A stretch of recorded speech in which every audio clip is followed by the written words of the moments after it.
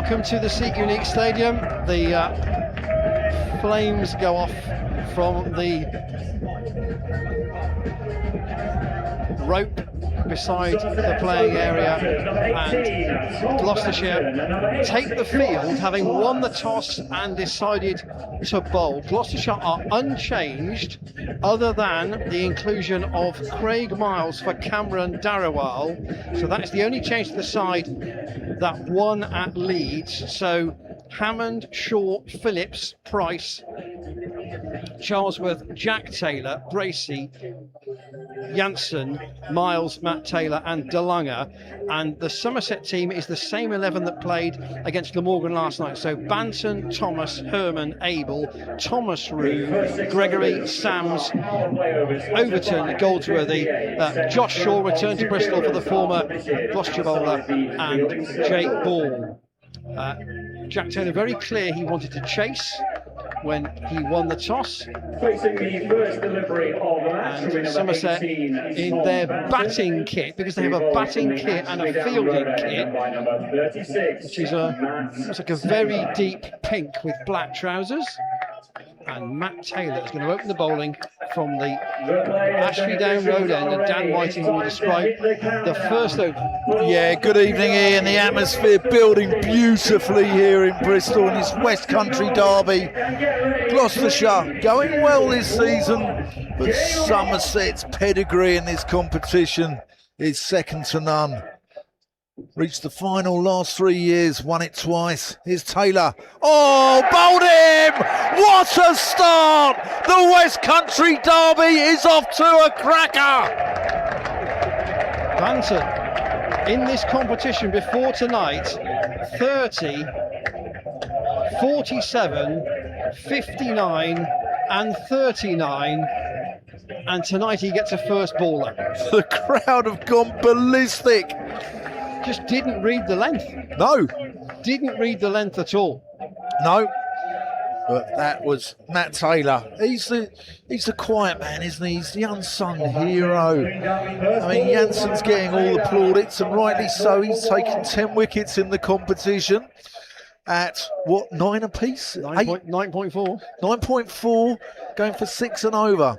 And when Gloucestershire lost Liam Scott to the Australian side, they panned the world, didn't they? They went to Clerksdorp, a town famous for a gold rush in the 1880s and being the birthplace of Archbishop Desmond Tutu as well. And they went on a worldwide search. They panned it, and they found a 24-carat nugget in Duan Janssen. Just be aware that Marshall DeLunger is fielding in a long sleeve sweater which doesn't have a number on the back. So he is at short third man, but don't be confused as to who that mysterious fielder without a number is. But playing against his former county as is Josh Shaw. Yeah. So the two left-handers then for Somerset, with Thomas at the non-strikers end and Jordan Herman, the South Africa who took 100 off England off the England Lions earlier this summer, in at number 3. Taylor. Oh, Herman covers up, pushes that back to the bowler. Very interesting to read some of the comments from the Somerset supporters about their team in this competition. The feeling has been it's not been the batting that's the problem. Their clear view is that the bowling just has not had the economy of previous years. Taylor bustling in. Herman just nurdles this one out to mid-on where Hammond does the fielding. I was rather surprised not to see Craig Overton or even Lewis Gregory take that final over last night.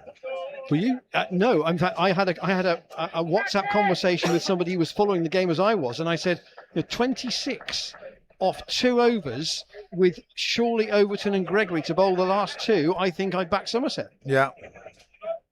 Didn't quite work out like that because those 2 didn't bowl the last 2 overs. No.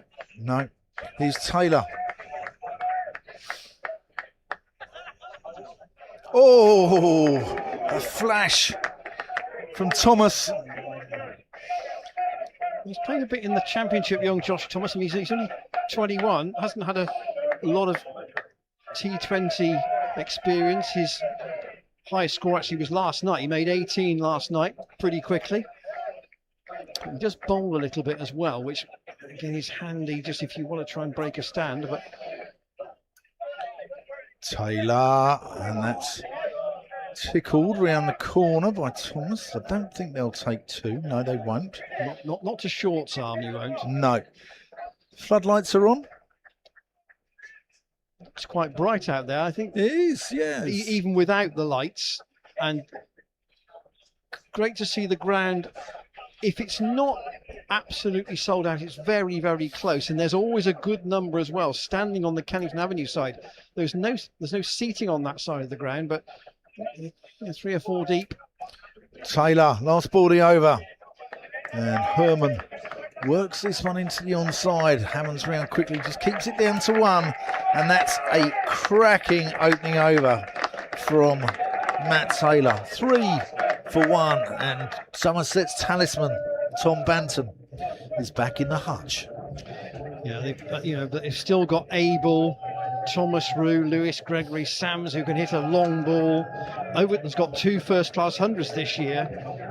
And Goldsworthy batting at 9, who's not a bad bat in first-class cricket. Yeah, there's somebody who I want to say hello to from Somerset, and that's my good old mate Annie Chave, who I believe's had some bad news. So sending lots of love to you, Annie, and we hope you're well. All right, and you stick in there. She might be here tonight. I never know. Ollie Price to bowl the second over. This is something that Gloucestershire did up at Leeds from the Bristol Pavilion, and that's cut, but straight to Janssen, a tall figure at point. Herman's not a tall man. Price ball around the wicket, fired in, and Herman comes towards the ball and just covers up.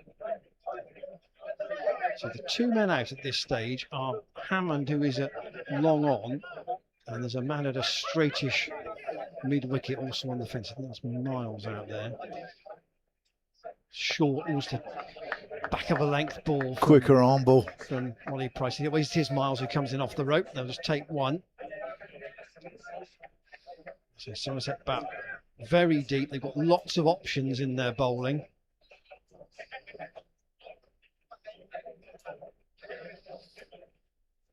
And the record here isn't bad either. Price in, that's over the top of a leaping Charlesworth. It's being chased by Janssen away towards the rope, and the ball will win.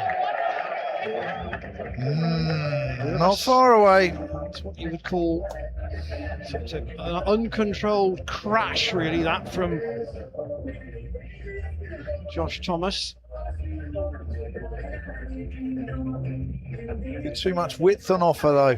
Allows him to get his levers going. That's staying on the edge of the circle. Price, that's fired in once more. There'll be appeal, but not out. It be going down the leg side. Umpires are Ant Harris and Rob White.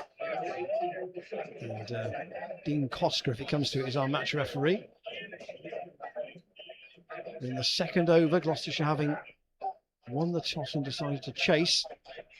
Again fired in by Price. That's whipped all the way for 6. That's a good pickup. That's a shot and a half there from Thomas. Wowzers. It was, to be fair, quite leg side, and Thomas wasted no time to pick it up and clip it away into the stand, or the area of the ground that I know Dan thinks that I christened Klinger corner, but it was a favourite scoring area of Michael when he was here. 14 for 1 off 2. Yep, big shout out to a few people as well. Big thank you to Jacqueline Forsyth for sending up some lovely rum barbers up to us. What a legend she is. I want to say big hello to Trent at Ruadine Cricket Club, whose grandmother Rose knocked me up some fine bacon and eggs this morning. I want to say hello to Jane and Usker. I want to say hello to Frankie in Litchfield as well. And a big shout out to 5-year-old Frankie listening in. Here is Janssen. Is that glove? No, it's not. Bouncer to welcome South African to South African.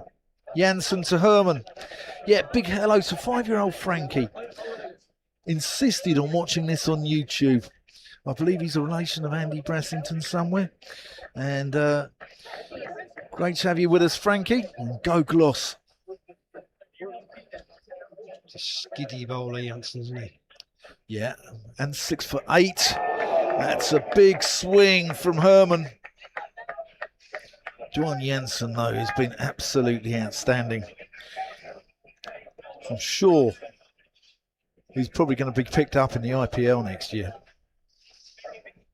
He's not Marco's forgotten twin brother anymore, is he? He's actually making a name for himself. And credit to the club. The club get a lot of stick, you know, on social media. And find this guy. They've done really well. Oh, that's a big shout, and he's gone. Janssen strikes. The main man. And Herman goes. Janssen wins the battle of the South Africans. And Herman departs for 3. Well, I don't know what he thought there. Is he thought he's hit it because he's plumb in front and he's right on his crease. It's not a good shot. It's not a good shot. He's gone across the line to a straight one. It's not a good shot. There's no way that he's so far back that that isn't hitting. The only thing I can think of is that he thinks he's got a nick. Yeah, it's a poor shot. Anyway, Tom Abel, he's an experienced customer, this guy. Been captain of Somerset. And what a fine servant down at Taunton. So he's got... Great guy. In fact, if he bats well here, he would get there. He's got nearly 4,000 runs in T20 cricket. With 100, which is no mean feat, but 1850, so he's a regular contributor. Yeah, he's a wonderful player. He's a brilliant fielder as well, and he's been in this situation loads of times. He'll know what to do. Janssen to Abel. Oh, he's late on that. Just about prods it into the covers. Janssen's an absolute handful, isn't he? He looks it at the moment. 6'8", and you know, he's taken what, 4, 3 and 3 in 3 of the 4 games so far. Still a slip in. Here he comes. Oh, Abel plays a forward defensive, but this is a good start to the power play from Gloss.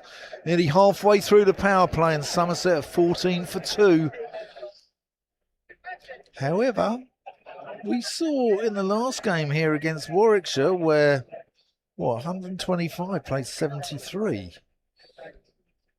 Sorry, there's no way that 125 is going to be enough to win this game. And if it is, what's going to happen? What are you going to do? I might buy you a coffee, Dan. Jensen's coming around the wicket now to Abel. That's again just pushed backward. Square on the offside. Darcy Short does the fielding, and that is a wicket maiden in the power play for Duan Janssen. And it's also adios to the dangerous Jordan Herman, who I think got I might 100 say against the Lions. that is the first maiden Gloucestershire have bowled in this season's competition. Just check that. Yes, it is. No one's bowled a maiden before tonight. And Matt Taylor is going to change ends now and bowl an over from this Bristol Pavilion end. So we know back to the right-hand, left-hand combination again. So Josh Thomas looks for Taylor. That's quite wide, and it will be signalled as a wide as such from umpire and Harris.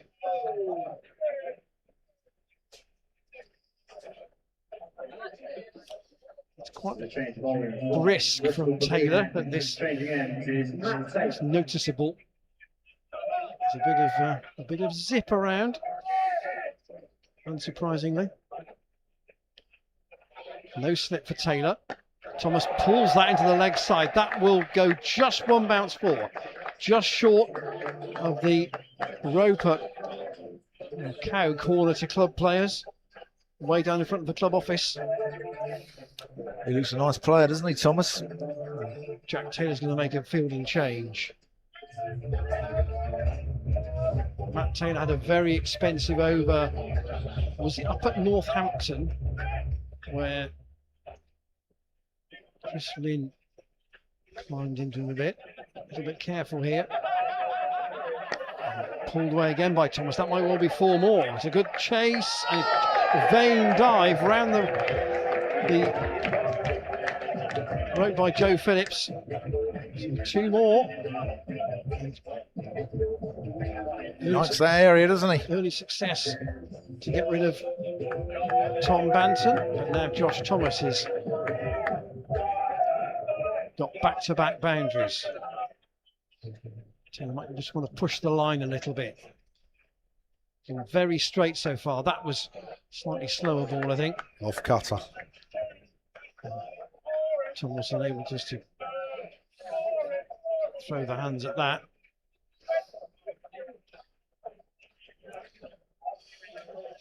You can feel the atmosphere here, can't you? Like, just the crowd are enjoying themselves. A little bit of singing already.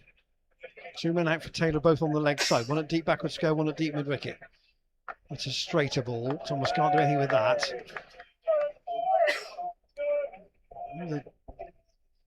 Those 2 that he pulled away to the leg side were both very much in the slot, and I think Matt Taylor's tried to just go back a little bit with his length. Just pull his length back. Maybe even 18 inches would make a difference. But this is a start, and a start only, because Somerset bat deep. Taylor running away from us. And again, slightly slower ball outside. Thomas doesn't want it outside the off stump. Not really. Not really. Can't use the pace of the ball. If it's full and anywhere sort of on the stumps, he's prepared to whip it away through the leg side. But good response to come back with 3 dots after 2 boundaries. Can he get out of the over with another one? Oh, it's gone high in the air. Now someone's got to get under this. Can Marchant de Lange reach it? No, he can't, but he can stop it. Ooh. And they've saved 2 runs there. How in the blazers that ended up there? Well, it's gone right off the toe end of the bat. De Lange with the chase, and he's done well to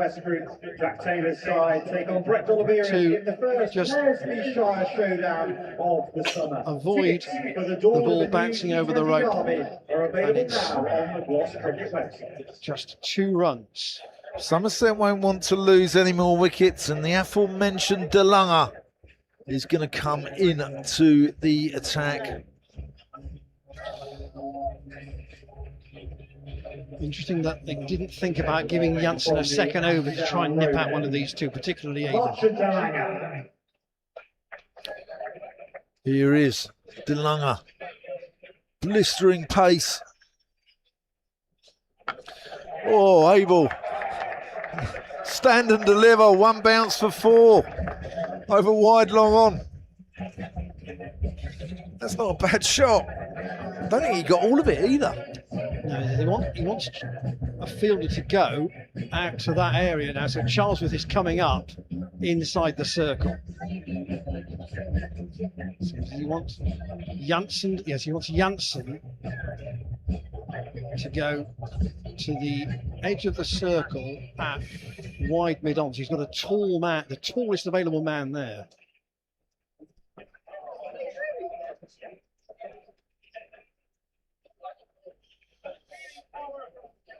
As that's just nurdled into the onside.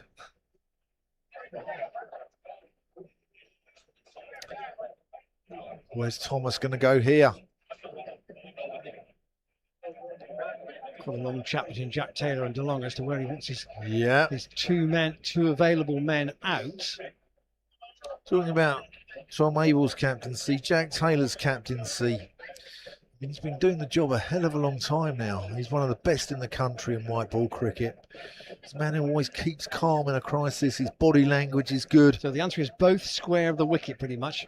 Yeah. With 2 men out. Oh, that's gone in the air. That should be out. Matt Taylor is under it, and DeLunger has bounced out. Josh Thomas. Somerset 30 for 3, and they're in all sorts. And the crowd are loving it here in Bristol. The atmosphere is white hot, and Thomas looked a dangerous customer.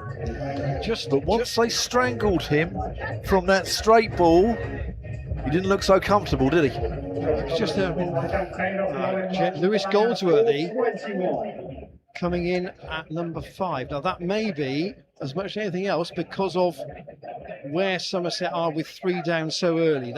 It is a very fluid batting order. We had Thomas Rue to come down at number 5, but it is Goldsworthy. Oh, he's somebody who's always impressed me, Lewis Goldsworthy. He's nuggety, isn't he? He's a fighter. Took 4 wickets in the win here last year, but he's no rabbit with the bat. In some ways, he hasn't had an awful lot of opportunity to bat in T20. So he bowls slow left arm, but he bats right-handed. So that's the end of the left-handers. Here is DeLunger to Goldsworthy. Oh, he has to get up on his toes. Fin that one off the upper reaches of his body. Abel, in particular, will know that Somerset have got to get themselves to 15 or 16 overs with enough wickets in the hutch to at least have a real dart at that point. You have to take a game deep, don't you?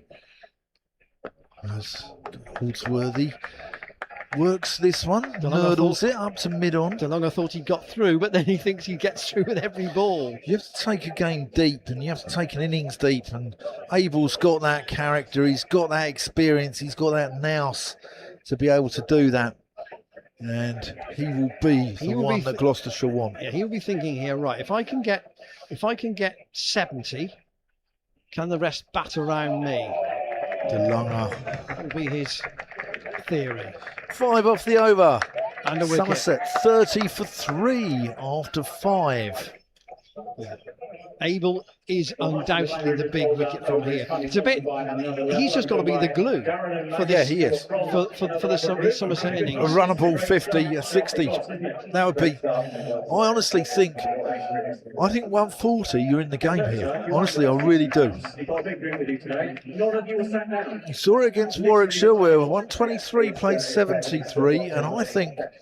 The wickets around the country, saw at the Oval the other night. Middlesex, Surrey, that wasn't right. Tom Abel's got that ability to assess the wicket and think, right, this isn't a 180 or 190 job, but if we can get to 130, 140, we're in the game here. Well, Janssen will bowl the last over of the power play, which will be his second, but he's switched ends from the Bristol filling end short, and Abel's got that on his body. He thinks about scampering through for a single, but sent back by Goldsworthy.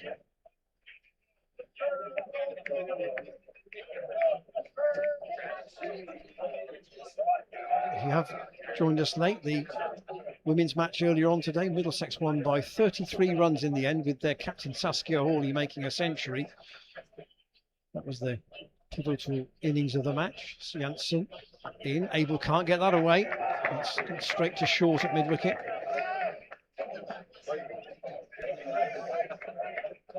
So Janssen has got a deep square and a sort of a wideish third man. He's not really. He's there for the kind of the miscued cut, which is an unusual delivery, because Janssen doesn't bowl much that's short. He's trying to hurry the batsman all the time. And he's just saying to Taylor, I just want him a little bit wider, that cover. Staying over the wicket. Abel can't squeeze it past him. That's a good bit of fielding. Back to Joe Phillips, who's in there. That's exactly where he wanted him. Yeah, Goldsworthy was backing up a long way as well. How ironic would that be? One Cornishman running out another one. Phillips, who came into the team for his blast debut last Sunday, got 42. Batting at number 3. I'm pleased for him as well, Joe Phillips. I think he's got the ability. Jansen to Abel. Hurried again, that's off the pad. He will get through for a leg bite. I don't think there was any bat involved in that. And Harris will confirm. I think Joe Phillips got the ability and the flexibility to be able to play county championship or short form white ball cricket as well. He's like Sir Thomas Morey, and he's a man for all seasons. And I think he has developed his white ball play. There was a point where you watched him in the 50 over cricket a little while back, and you thought he's still in red ball mode, but he's gradually transitioning. Worked away by Goldsworthy for a single behind square to Matt Taylor. That's the first run off the bat Jansen has conceded in 11 balls.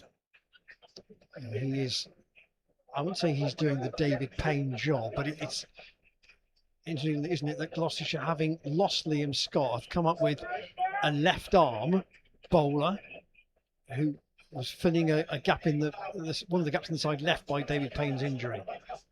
Jansen again, short, very short. It's a great take from Bracey. Wowzers. But it will be given as a wide. That is a super take. Tennis ball bounce. In fact, DeLunger comes and gives him a high five. What a take.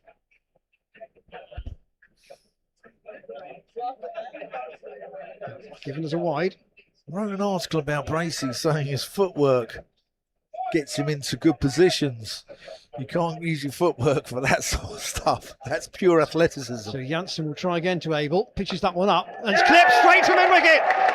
Short with the catch. And that is a big dismissal in the power play. 4 wickets gone in the power play. And Darcy Short, who had a great game at Leeds with 4 wickets and a half century, takes a nonchalant catch, actually. He made it look nonchalant. And Somerset are 33 for 4. Yeah, Abel will be disappointed. But good sharp chance taken in Gloucestershire. They look together, don't they? They look like a unit. And his side led by Mark Lane is going to have, they're going to be competitive in white ball cricket. Look at his record as a player. You know, he brought back a trophy here in 2024. And I think any side led by Mark Lane is going to be competitive in short format cricket. But I'm really looking forward to watching this guy bat. Thomas Rue. I think he's going off to Lions this weekend, isn't he? Yes. Yeah. So the younger of the Rue brothers, but still very, very highly thought of. Can keep wicket, but won't keep wicket today. Banton is going to, and Craig Miles into the attack. Yeah. For the first time now that the power play is through. So a bit more flexibility for Jack Taylor with his fielding positions. Somerset have still got depth though. Gregory.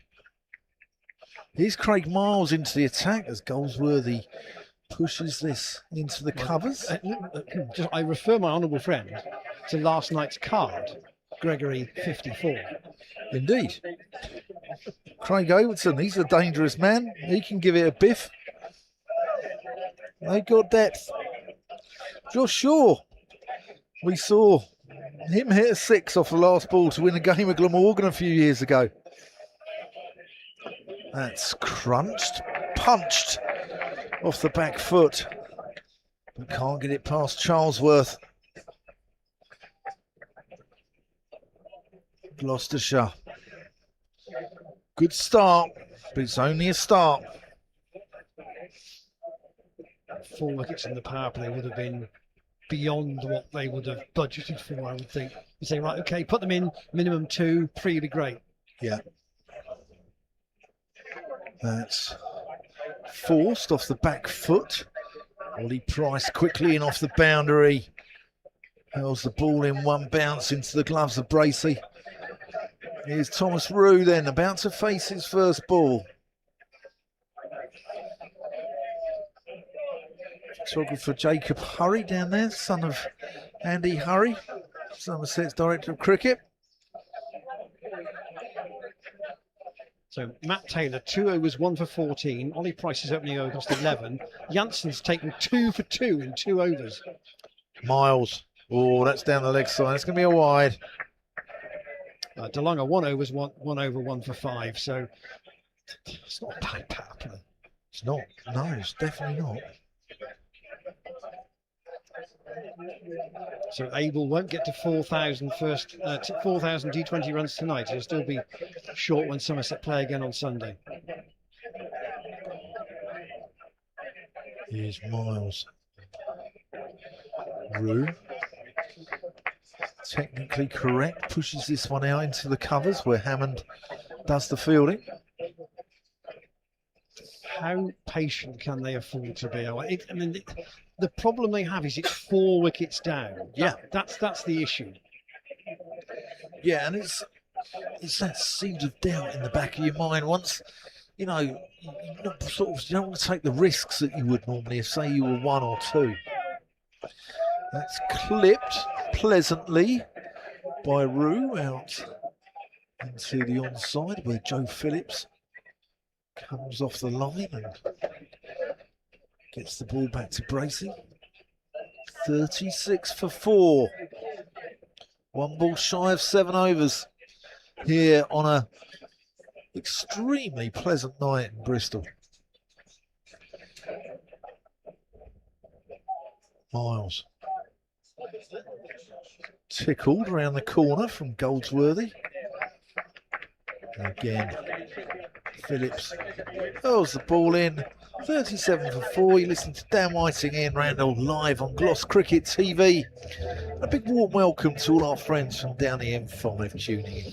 So if you have joined us since the start, Thomas hit 3 4s and a 6 in his 21 runs off 12 deliveries. Apart from that, Abel is the only player to hit a boundary, and Gloucestershire are going to turn to Jack Taylor's leg spin from this Bristol Pavilion end. So the captain bringing himself on in the 8th over. Clipped all the way along the ground fairly safely by Thomas Rue, by Goldsworthy rather. They are 44 and 45, these two, in terms of their squad numbers.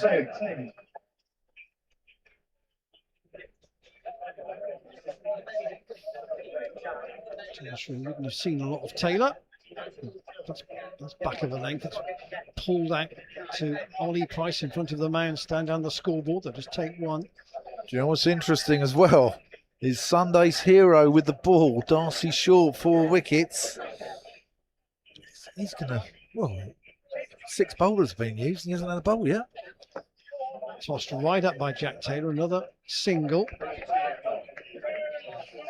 Somerset would, in a way, be quite happy to take a runner ball at the moment. Without a shadow. They've got to get something on the board and try and get these 2 in. And that's a very inventive shot. It's well played. That's Thomas Rue showing his elder brother's invention with a reverse sweep off the leg spinner. Away down towards the boundary at the Ashley Down Road end of the ground, into what, well, would have been sort of through the gully area, I suppose, into wide third man, but he played it as a reverse. Yeah, there's a group down in the Marker Lane stand. Fired in a bit more on the leg stump by Taylor this time, but Rue can still take. Yeah, group down in the Marker Lane stand. We're very pleased with that reverse sweep from Thomas Rue. Obviously made the journey up the M5. And Somerset supporters will know that somebody comes up with something in the derby who you don't expect. somebody who hasn't got any form will get run. It's like, ergo, I give you Tom Lammonby in the game at Taunton in 2021. He had no form and he made 90. Van der Merwe made a big score here in a rain-shortened game. There's been instances of that sprinkled throughout the 40-odd previous meetings, 45 previous meetings.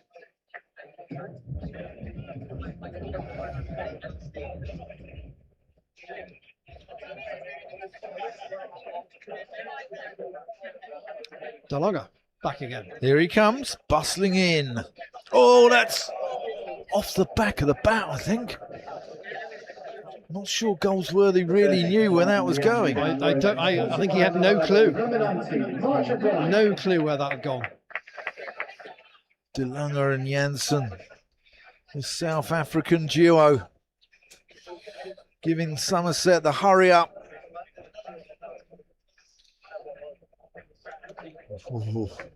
Oh, is DeLonge all right there? He slipped in his follow through. I think he's okay. There's one more to Rue. Jack Taylor just inquiring after his health. He's a very polite man, Jack Taylor. You know? And Nonchant, in his very polite way, would have told him.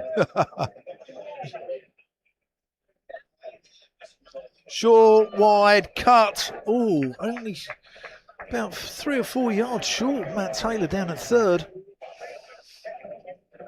And now with the power play, he's got the option to have both a third man and a long leg for DeLonge, which he has taken. Yeah. He's short out. And is that short? Where is... It's only Price out in front of the mound stand. I thought how short was. That's driven up to Jack Taylor as a shy, but I think Thomas Rue was home. We do apologise if you've heard any bad language from the crowd down in front of us there. Somerset in the 9th. We think there might be a little bit of rain in the air. Oh no. Oh, that's a big swing. No ding there from Lewis Goldsworthy. That's a panic shot. And if there is rain in the air, that won't help Somerset. It won't help Somerset at all, but you want to see this go on 20 overs of the contest. It's the West Country Derby. You look forward all year to this game. Oh, that's a good bumper. Goldsworthy sniffs one. Somerset, 50 for 4 after 9. Yeah, those 9 overs have been raced through by Gloucestershire.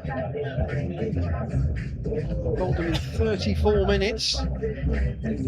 Some coats being put on.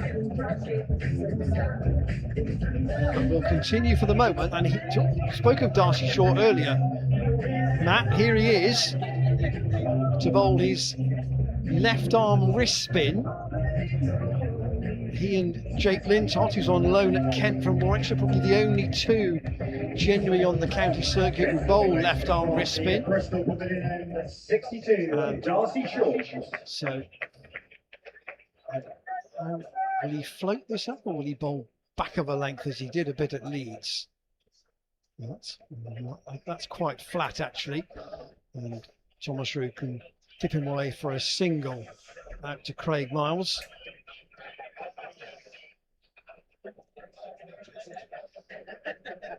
So a 7th different bowler used by Jack Taylor.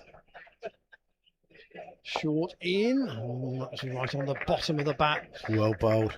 Goldsworthy wasn't sure where that was ending up. And he trots in off about 4 paces. And that's gone straight to Janssen at short extra. His left arm wrist spin is a very different thing. In theory, he's an off spinner in theory, but that isn't quite how it works. Short again, that is a drag down, but and you get a single. Yeah, I thought that might have ended up halfway at the back of the Graveney stand.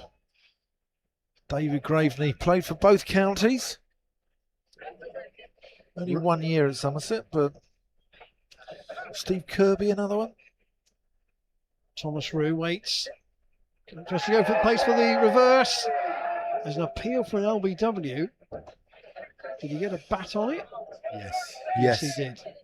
I think that saved young Thomas. Yes, he's right to ask. Almost at halfway in the Somerset innings. Short tosses that right up. It's not going to go all the way to Craig Miles. It'll only be a single, but it's a miserly over from Darcy Short, and 54 for 4 after 10. It's the sort of score you might have had back in the first year of T20 cricket. There's Alfred the Gorilla in the crowd. There he is. It's a brilliant atmosphere in the lounge stand. Keep it coming. Enjoying his Friday night. Enjoying El Sideco, the West Country derby. So Miles is coming back again from the Ashley-Glen Road. So Gloucestershire have bowled 3 overs of spin from 3 different bowlers in the first half of the Somerset innings. Here's Miles.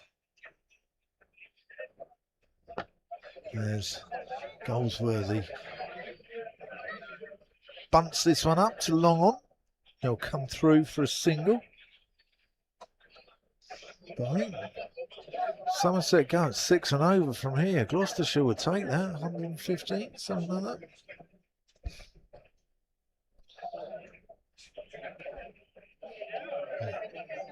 It ain't over till it's over.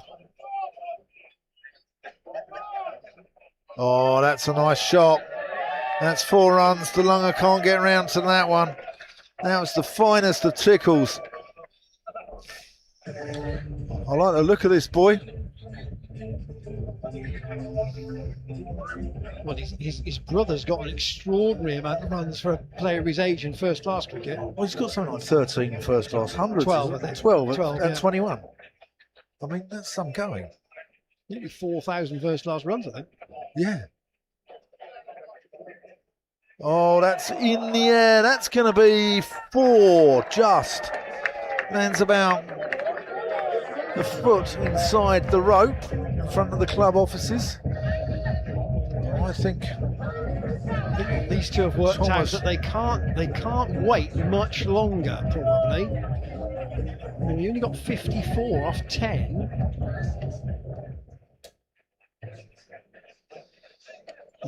Somebody's got to chance their arm a little bit. Yeah. Here's Miles. It's pushed up to mid-off. Jack Taylor's round, but Rue showing the speed of youth. But by using 7 bowlers already, Gloucestershire have got some options if they want them. Yeah, they have. How much we see from... I think the spinners might just bowl 4 between the 3 of them. That's gone up in the air. That should be out. Bracey's under it. Goldsworthy departs for 11 of 21 balls. And Craig Miles strikes. And that was not the best of innings by Goldsworthy. He chewed up quite a lot of balls there, didn't he? And Miles will feel there's a little bit of credit back to him, having conceded 2 boundaries earlier in the over. He kind of needed something to redress his credit a little bit, and he's got it by getting another wicket. So he's still got Sams and Overton and Gregory in particular to come. Yeah, Sams. And this is the dangerous Gregory. Yeah, he is. He's the one. He's the one who can turn a game. You don't play north of 250 games in this format unless you've got a pretty good idea what you're doing. No. Gloucestershire. He's an old foe of Gloucestershire's. But to tell you what, fair play to Lewis Gregory, because when Gloucestershire won the Blast to beat Somerset in the final, they were staying in the same hotel. And Lewis Gregory actually came into the Gloucestershire team room and actually had a beer with all the Gloucestershire guys. Fair play. And you know, it's not as if he's got 5 overs, he's got 11 over, he's got 9 overs here.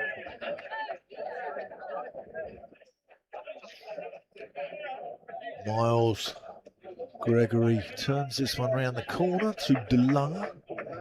Don't want to take his arm on.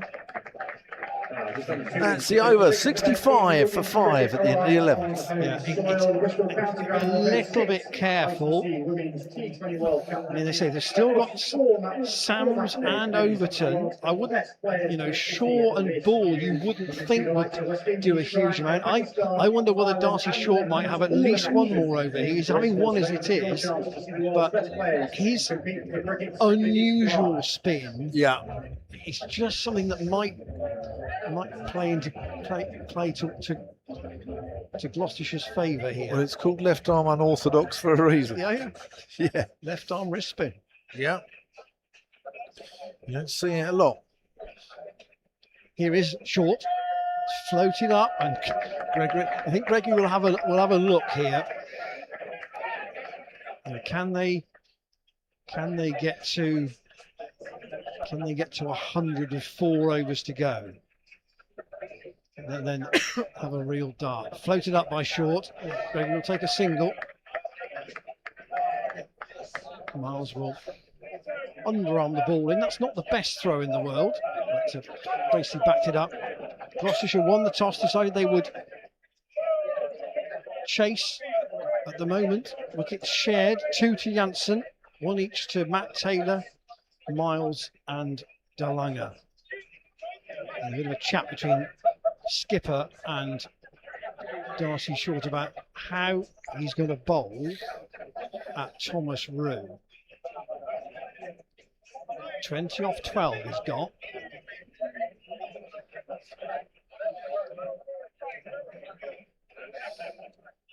Shorter, Rue tries to sweep and Matt Taylor will stop it. He's a short fine leg, just a single.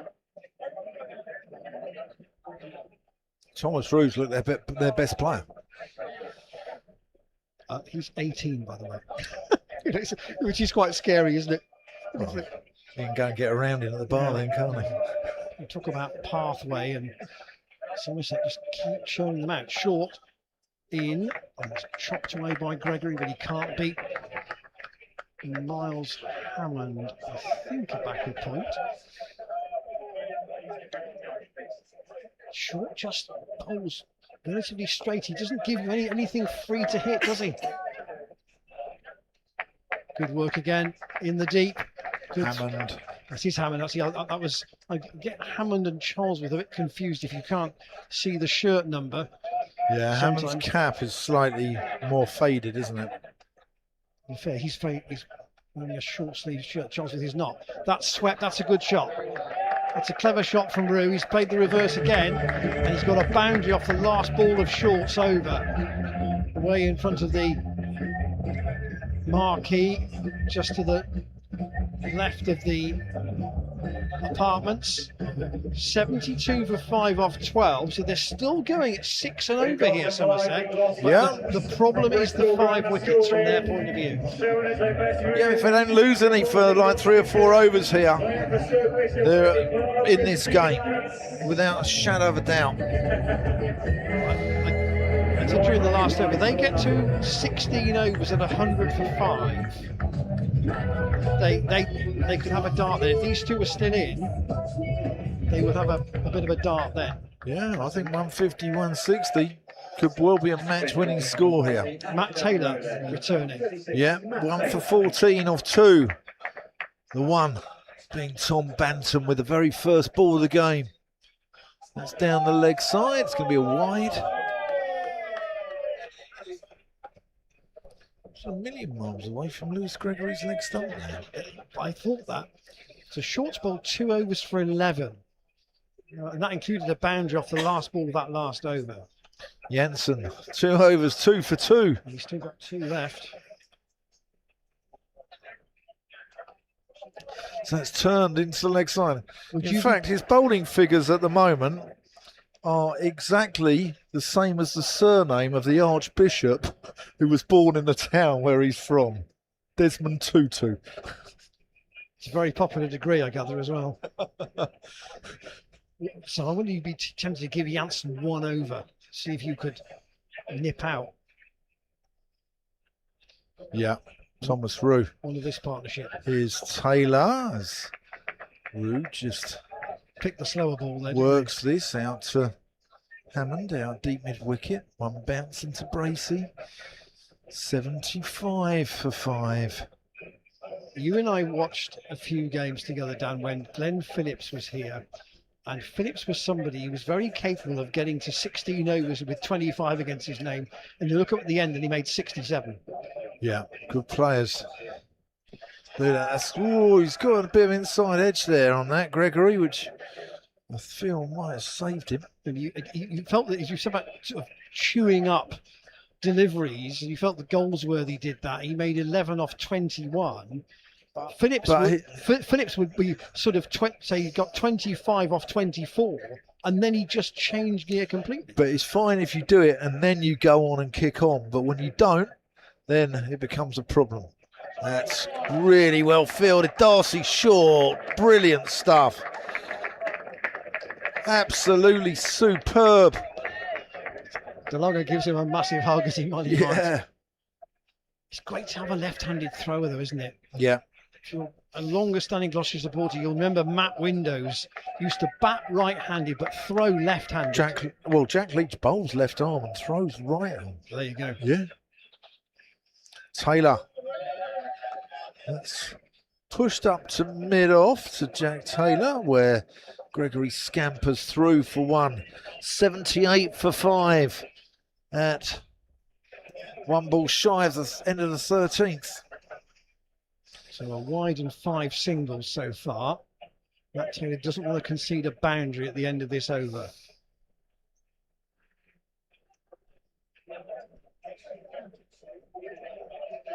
Here he comes, bustling in. Shaw, and that's in the air. That should be out, and it is. Joe Phillips out in the deep, and Thomas Roux gets sucker punched by Matt Taylor. It's a good catch too, because he had to be really careful. We saw a catch earlier on in the women's game where Amelie Monday really judged where her feet were before taking the catch, but Phillips backed himself, even though he was off the rope, to stand tall enough and to take a really important grab right on the rope. Daniel Sams. Well, I was surprised he came in ahead of Craig Overton. He was at Essex, wasn't he, a couple of years ago? He was, but Was again, it last year? Essex, huh? Maybe 2 years ago. again, very experienced T20 player.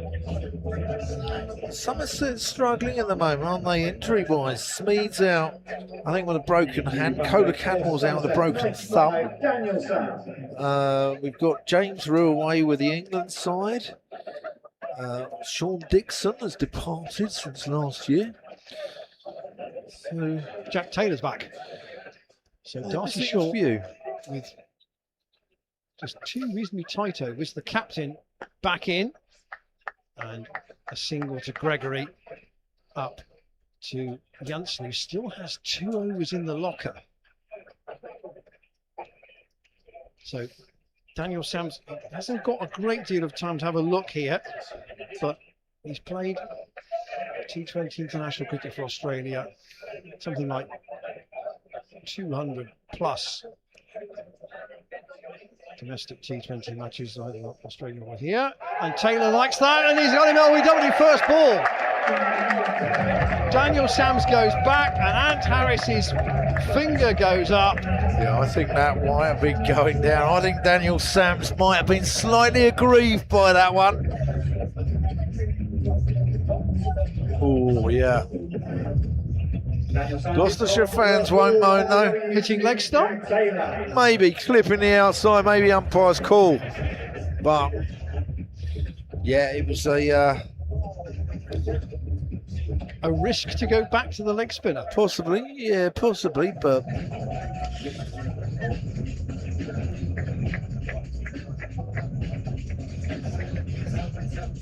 So that's Craig Overton For Somerset. walking out to the middle. So it's these two, and then Shaw and Jake Ball. They've got to use their over Somerset here, haven't they? Josh Shaw's no fool with the bat though. Craig Overton. Experience. There's a lot of experience out here now. Overton, Gregory, Josh Shaw. Jack Taylor to Overton. Basically appeals from LBW, but Overton got plenty on it. There'll be a bit of chat going on out there. Yeah, I think Overton's having a moan about someone standing up.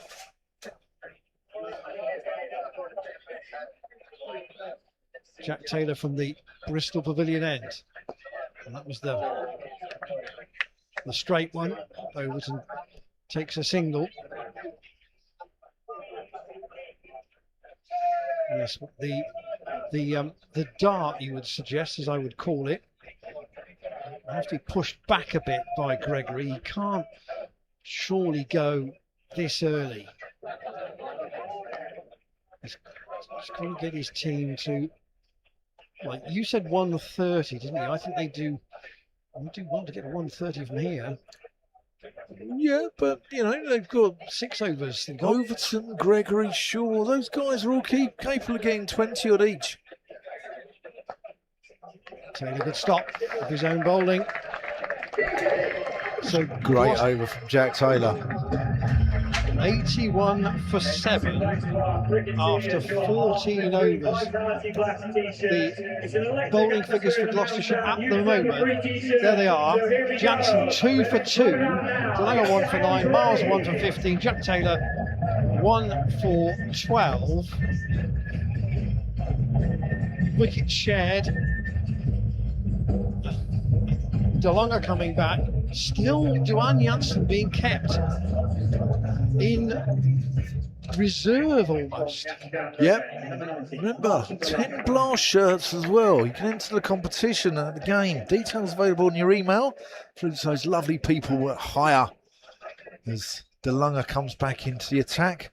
But 10 blast shirts are being given away tonight. And that's thanks to Hire. Also, if a player hits one of their advertising boards around the ground, that's Hire, H-A-I-E-R.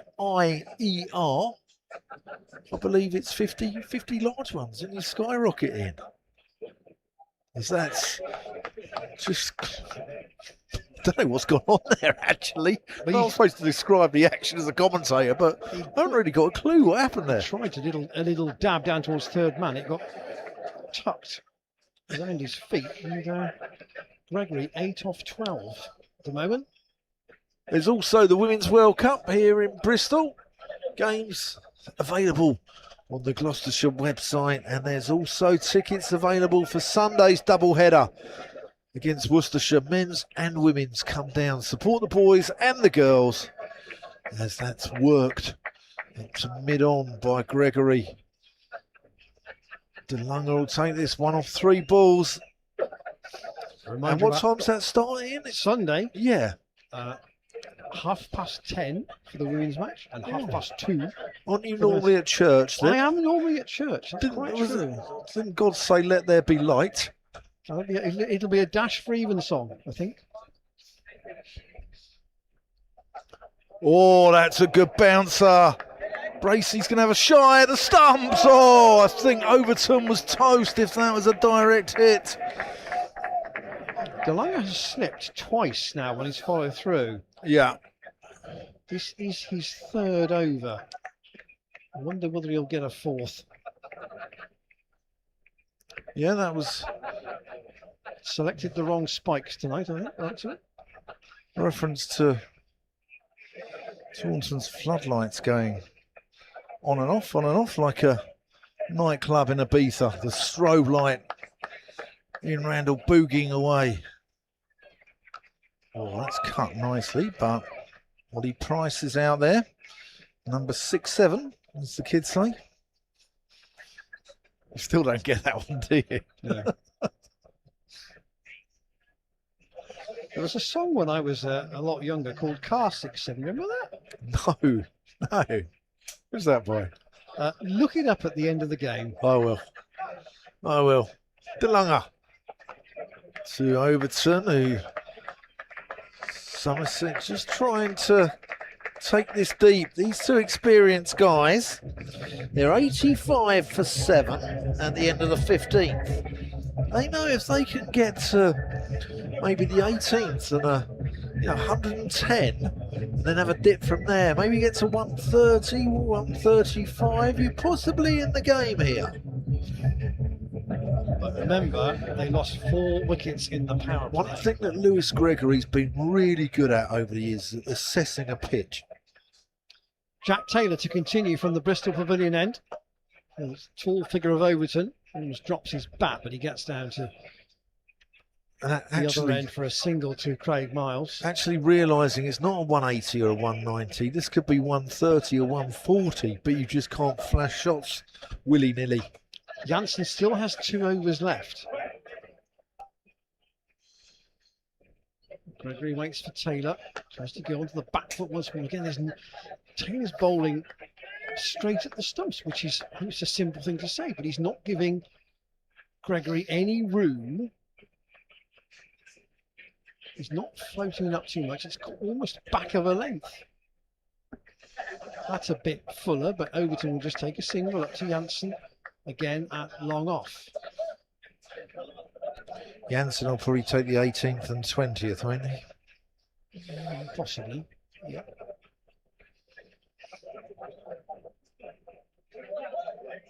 Chuck Taylor, that is floated up. That again, he's got a fielder for that shot.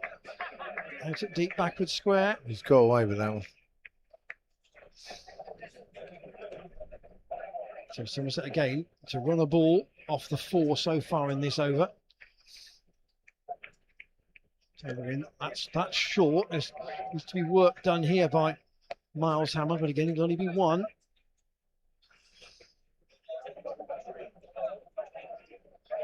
They're running at just under 6 and over at the moment, Somerset. There's the rate, 5.68.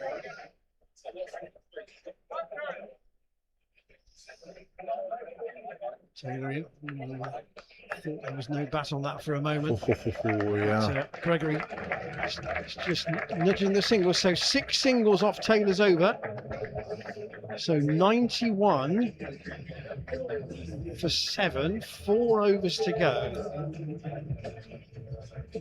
So we've been saying that sides really attacking, you could get 60 off 4 overs, but whether you can get 60 off 4 overs on this pitch and with only 3 wickets in hand, I would debate, and particularly if Janssen's coming back now, which he is.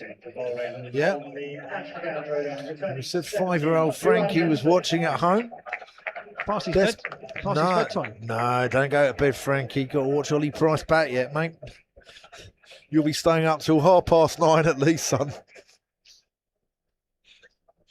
And if your mum moans, tell her Ian Randall said so. It is Friday, it's not a school day tomorrow. Exactly. Janssen is taking this one, which is the 17th. Here he comes. And he concedes a single. So he's now gone for 3 off 2.1.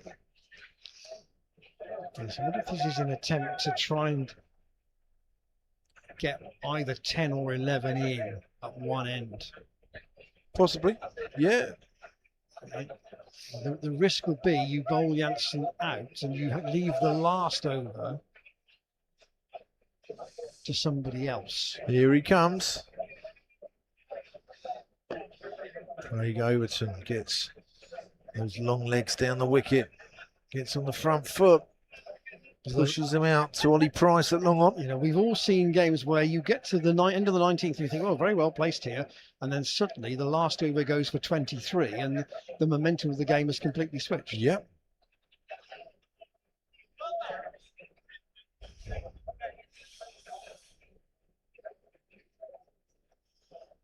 Just a slight field change here. Craig Miles is going to come up into a short fine leg, so he's going to come up into the circle because I think they might think Lewis Gregory.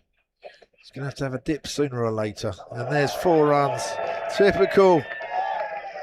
But sometimes you make your own luck. And if you flash hard. And he gets 4 over. Third man and fine leg both up. Yeah. Maybe the wrong length from Janssen, perhaps. But you can tell him that he's 6'8".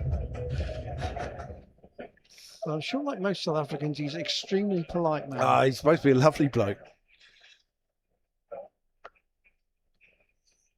He's very fan-friendly, it's got to be said. That's gone over the top of extra cover, and it's going to go away for 4.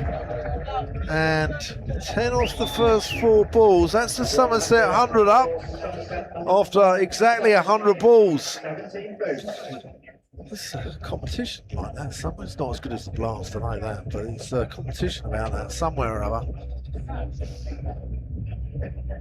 Not as good as the Blast, is it? We love the Blast. We love the Blast. 2003, the first season of the Blast? Yeah. The only time Surrey have ever won it for all their money. Janssen to Gregory, who heaves this one out to Price at long on and single.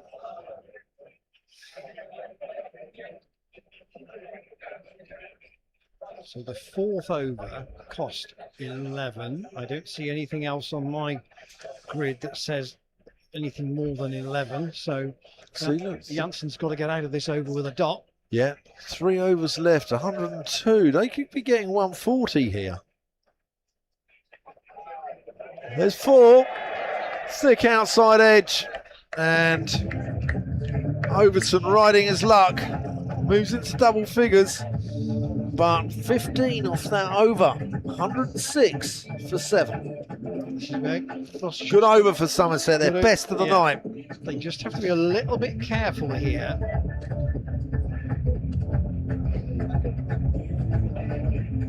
Miles is going to bowl the 18th.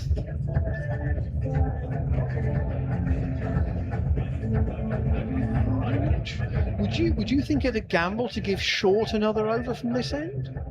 Yeah, at this stage of the game, yeah. It's been 2 overs for 11. So Miles has bowled 2 overs for 15 at the moment. Yeah, I think DeLange and Janssen have to bowl the last 2, don't they? Miles from the Bristol Pavilion end. Well bowled. Back of a length. Gregory tried to just play that ramp shot again over DeLange down towards probably the shortest of the boundaries in front of the apartments. Didn't get a touch. Now Jack Taylor's just coming up to have a word.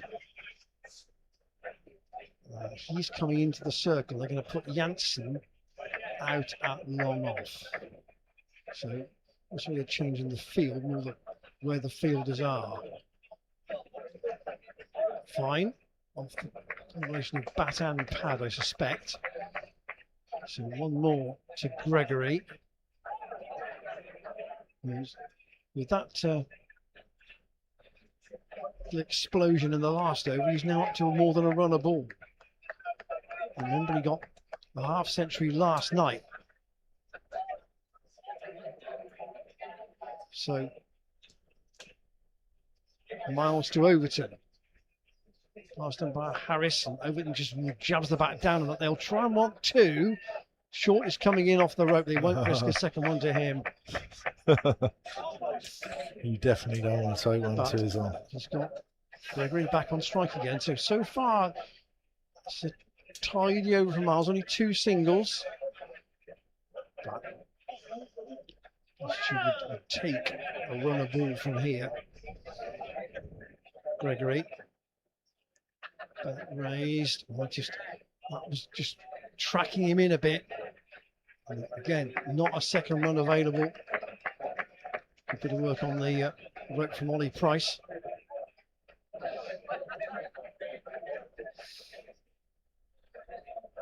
So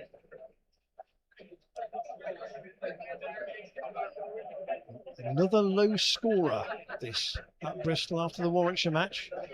in the other home game so far. Miles in, driven by Overton, up to Janssen as a comfortable single, never any more than that. At what stage does Somerset go? Next over? Well, I think Gregory tried to go in the last over, which obviously got them 15 in all, including an edge to third man off both him and Overton. Gregory back on strike. Miles again trying to bowl straight to him and tried the ramp or the scoop. It's very well bowled from Craig Miles. This stage of the game. Very straight ball, didn't give him any space at all. Slightly slower ball perhaps. So Miles has got out of that over with only 4 off it, 110 for 7 with 2 to go. There's the kids having a lovely time tonight. That's what it's about. Friday night, blast night. So Gloucestershire doing a lot with their community. Somerset do a lot with their community as well. Credit to both county clubs. So the Brains Trust having a word about, looks like DeLonge to bowl the 19th, and you would assume that would mean Janssen will bowl the last one. When Gloucestershire chase this, they need to be careful about not losing wickets, because that, I think DLS might come into this. Anyway, here's Marshall DeLonge. That's in the air, that's 6 runs. Here we go. I said they were going to go this over, and that looks like intent there from Craig Overton. Yeah, he's a big figure, plenty of power there if it comes out of the middle. Yeah, big hello to my Somerset friends, to Sam Dalling, and probably watching at home with his family, Harry Everett and Rosie from Portishead. She knows she should be a Gloucestershire fan coming from Portishead. They want 30 off the last 2. That would get them to 140, wouldn't it? Yeah. Which would mean they've scored, well, that would mean they've got 86 off the last 10 overs. Gregory's batted really well. He's actually shown leadership, hasn't he? Captaincy. Bit of heart, bit of ticker. That's clothed by Overton. I don't think he was, I mean, they might have wanted 2 there, but he's got his captain on 25 at a runner ball at the other end. Should absolutely trust him. Oh, yeah.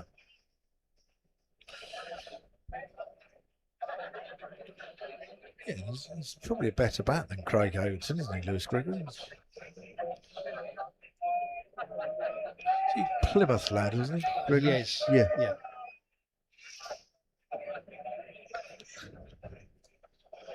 DeLonge's going to go around the wicket here at him. Marchand got the moustache back. It was missing for Warwickshire. And he comes. Oh, that's a wide. These are freebies.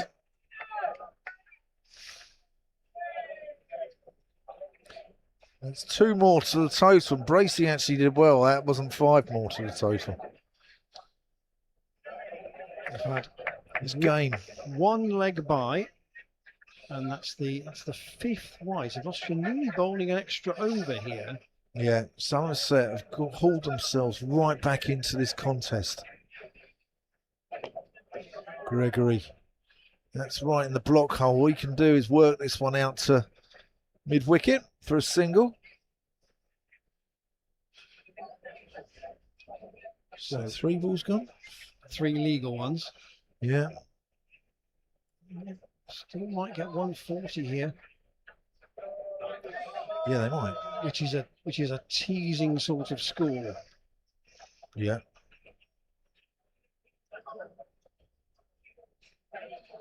Cut the atmosphere here with a knife. That's 4 over the top. Is that going to run away across the practice wickets? No, it's going to be hauled in. That plugged, didn't it? It's a good chase out there from the skipper. Yeah. Just 2 then. DeLonge applauds Jack Taylor for the saving of 2 runs.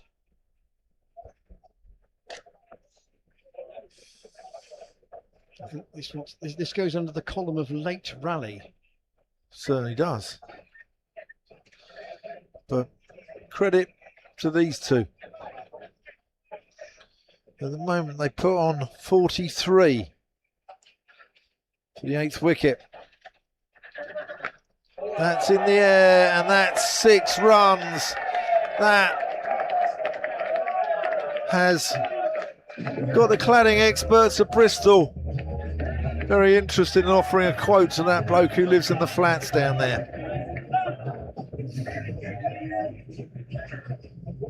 Big shot. Might be the shortest boundary, but it would have cleared many a longer one. Yeah. Lewis Gregory was back in Taunton. I think that might have gone to Morrison's car park. Expensive over this from DeLonge. 16 and the wide. Still a ball to go. But Somerset have taken this deep we spoke about. That's what they needed to do. And that's exactly what they've done.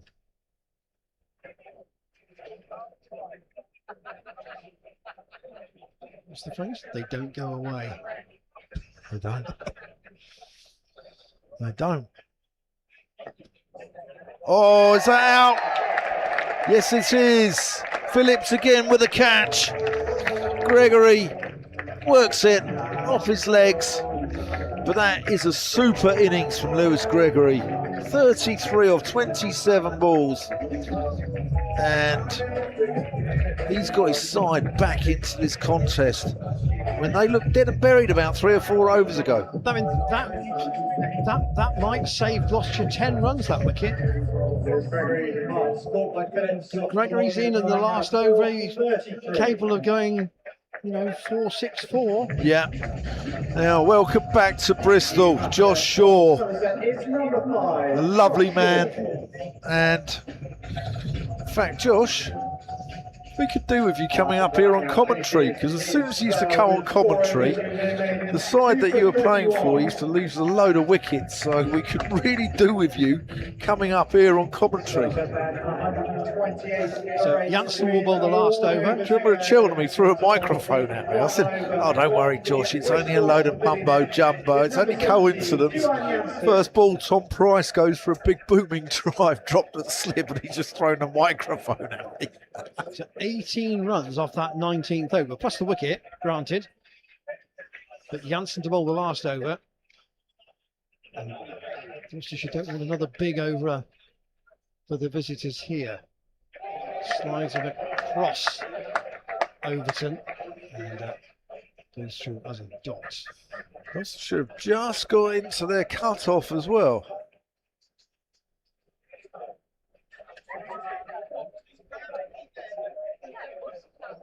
And that's with bowling 7 overs of spin. Yeah.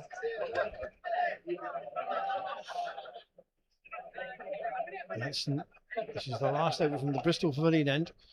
Cut away by Overton. He'll want 2, but there aren't 2 there. So Gloucestershire are going to have to score something like 7 and over to win the match. Of that order. Here he is. The Wakefield Worrell. That's Frank, not Dan. I think Josh would be quite humbled to be put in the same bracket as Dan Worrell, if you mean Dan Worrell. Oh, that's Sir Frank Worrell, who was batting. Yes, Oh, as Shaw steps away and doesn't, with a big swing, get a nick.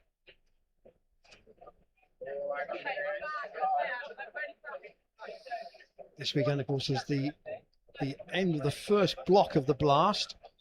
There's then 2 rounds of championship matches, and then the Blast returns at the beginning of July.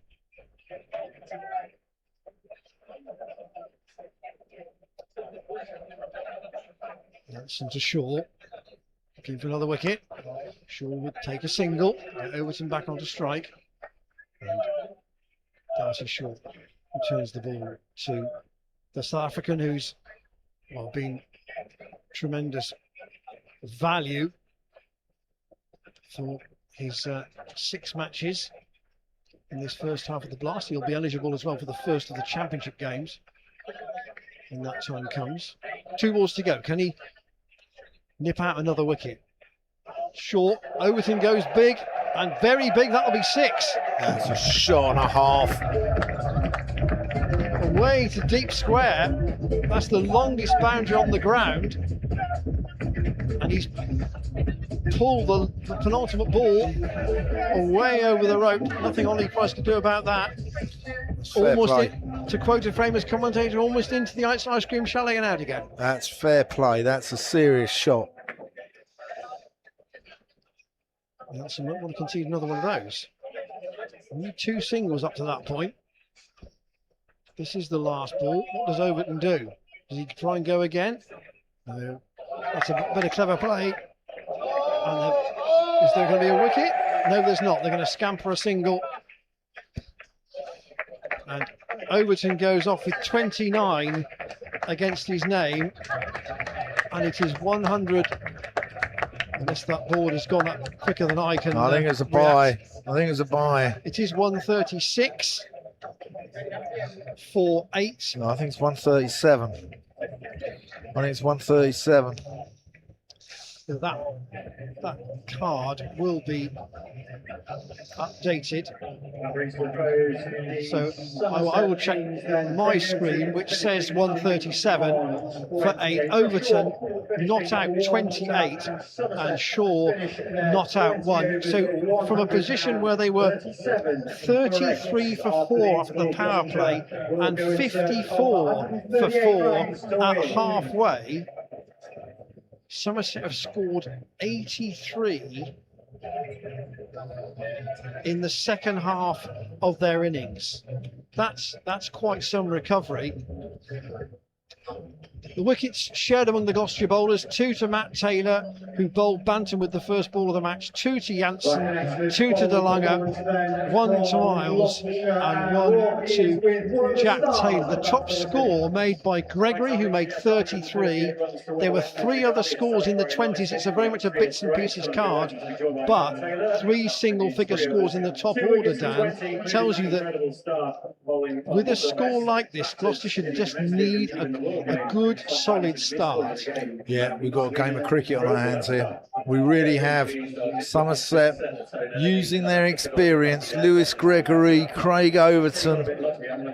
Thomas Rue batted very well as well. He belied his tender years, but they've hauled themselves back into this. And Gloucestershire now face a tricky response, and time will only tell whether they've got the minerals to get there.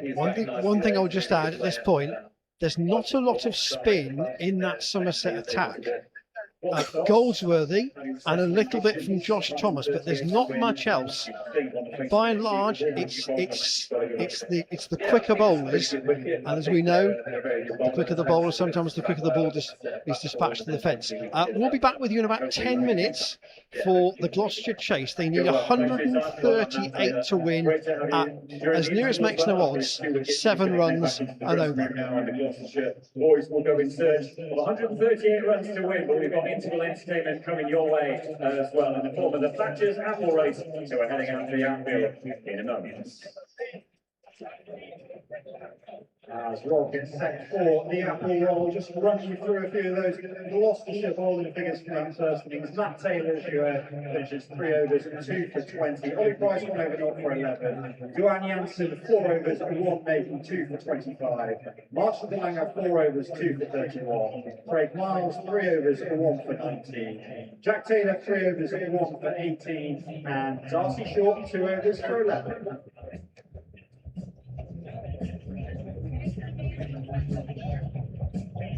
A few shout outs to get through as well. A big shout out to Sally, Alistair, Lucy and Uncle Christopher and Alex Hill as well. An Army veteran celebrating his 40th birthday today. A big happy 80th birthday to Rich Foley here tonight with his family. And a happy 29th birthday to Hope. That's from Liam, George and Beth.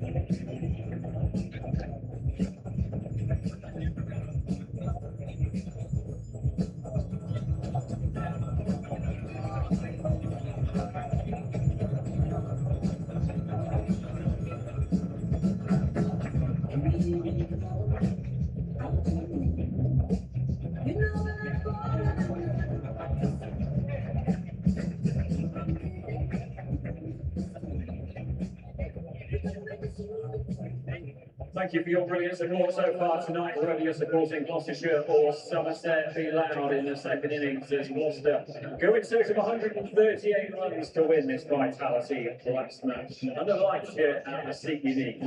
Right, it's time for the ever popular Thatcher's Ample Roll to win a crate of Thatcher's Gold, courtesy of our sponsors, Thatcher's Cider. Let me introduce to you the two teams, starting with the team of Elliot Anderson's Apples, they're called, which I'm not sure about, but there we go. We've got Ash in the shorts, wearing the up-to-date kit as well. Ash, big fan of that, well done. Yes, got the first thumbs up from me there. And we've got Jacob as well, their friends from Bristol. Jacob's in the bucket hat, looking great, resplendent as well. Good luck, lads.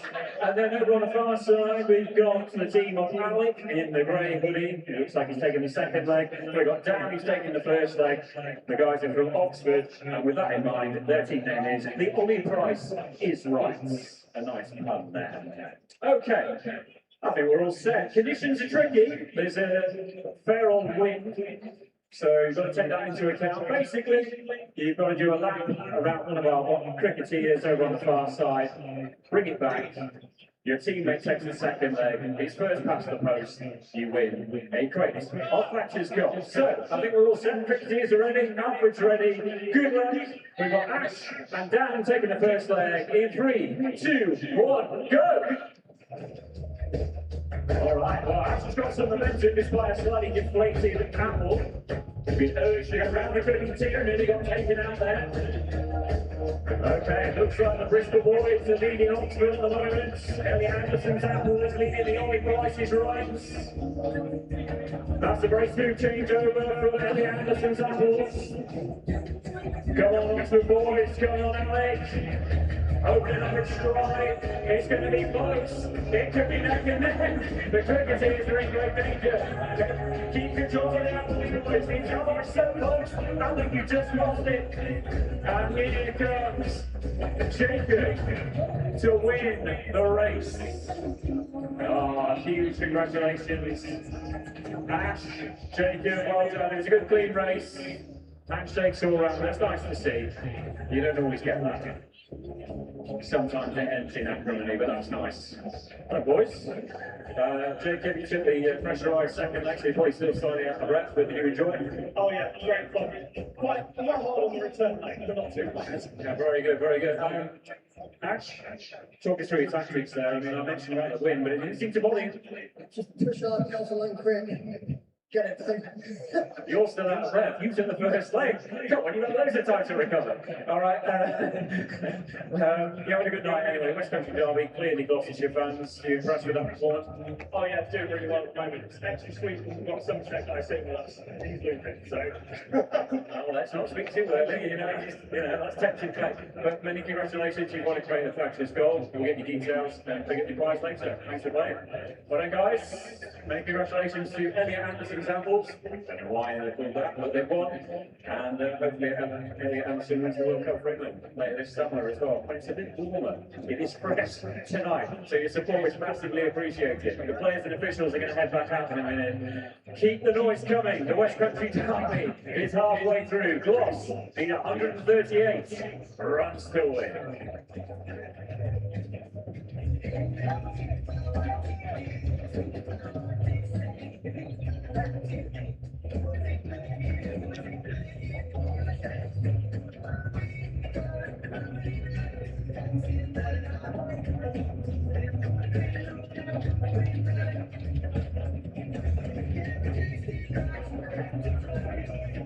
Now, if you take part in our higher T20 shirt competition, please keep your eyes on the big screen of the first couple of overs of the second innings, where we will be announcing the winners.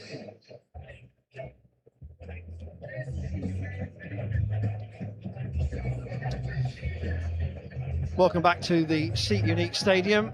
Umpires and Harris and Rob White on their way, and Somerset, who have a different kit to field in terms of their shirts than they do to bat in, so it's an all black kit now for them, and Gloucestershire with two left-handers to open. Captain Lewis Gregory, please welcome tonight's visitors, Somerset. And then the other left-handers, Ben Charlesworth and James Bracey, probably batting at 5 and 7. So it's an order which gives you that rotation of batting options. Opening batters, number 62, Darcy Short, and number 88, Rob Scanlon Miles Hammond. announcing the arrival of the two Gloucestershire openers.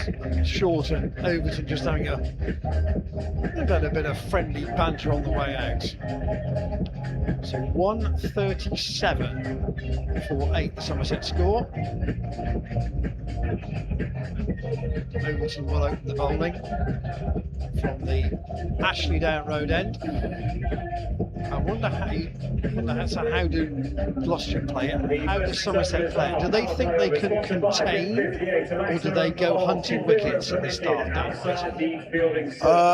think that they put the ball in the right areas, and again, like Gloucestershire, they can't go chasing this either. They have to play each ball on its merits, and you see the experienced campaigners like Gregory and Overton. They assess a wicket and they think, right, this isn't a 180 job, it's a 130. Anyway, Miles Hammond is going to face the first ball from Craig Overton.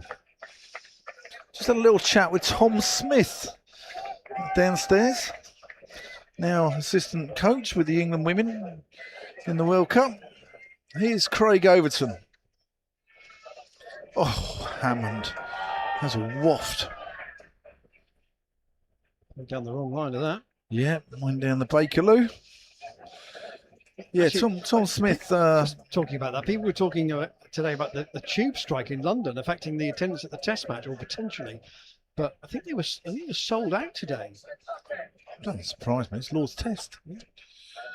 I think Sunday's attendance might not be very good. Hammond, bang, one bounce, 4 runs. Yeah, having a chat with Tom Smith, and he said he's still enjoying tuning in to me and you, Ian, and listening to our wonderful commentary, as he said downstairs. So thank you, Tom. That's very polite of him. He's a very polite man. He's the politest man in cricket. And he is missed. Overton. Oh, that's all short. Came perilously close there to being run out of the non-strikers end without facing a ball. What a disaster that would be. Somerset would be right up for this. I think it was close. Would have come off Overton, off short, and then onto the stumps, potentially. One of those West Country sunsets. Over to our left. Gregory in at slip at the moment, alongside Banton. over the downs, over Westbury-on-Trim, that area.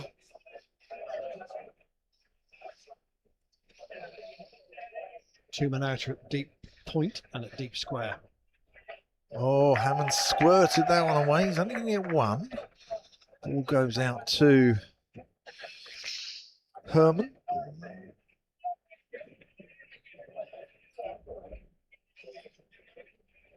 Somerset, you'll notice, have got a different kit for batting. And they've got their fielding kit. I did actually think that it was an interchangeable one that you turn inside out. Apparently it's two different kits.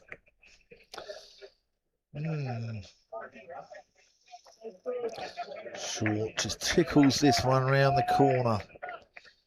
Then picks up the single. You suspect if this might be a attack from one end and play carefully from the other, you know which way around that's going to be.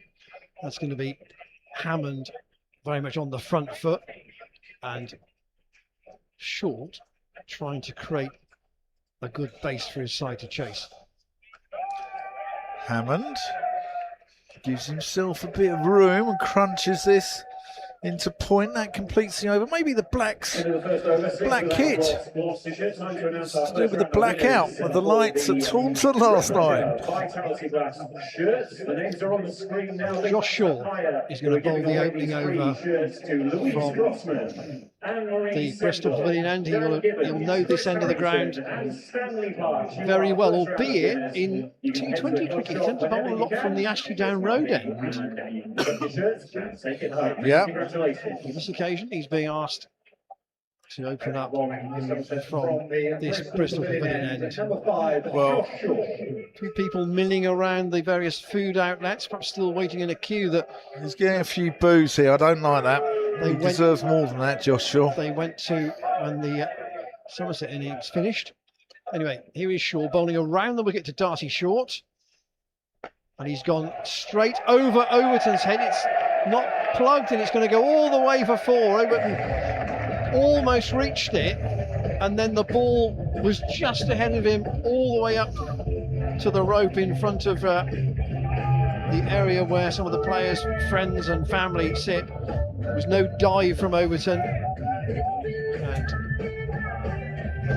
first boundary to Darcy Short. The target is 138. Shaw, to Short, who cuts. There is a man away at deep backward point. That's probably Goldsworthy down there. With the left arm throw.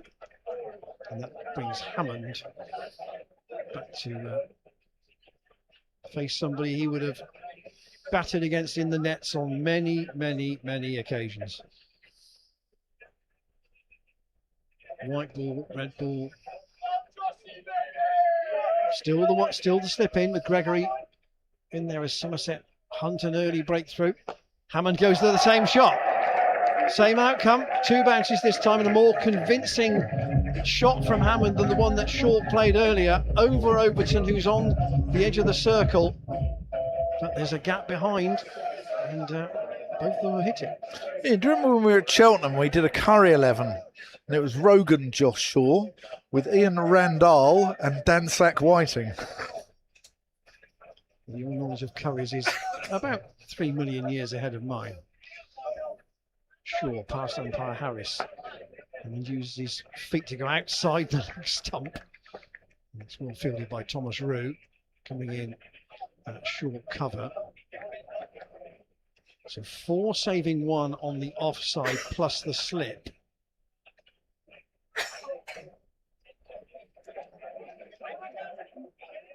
Fine leg is up.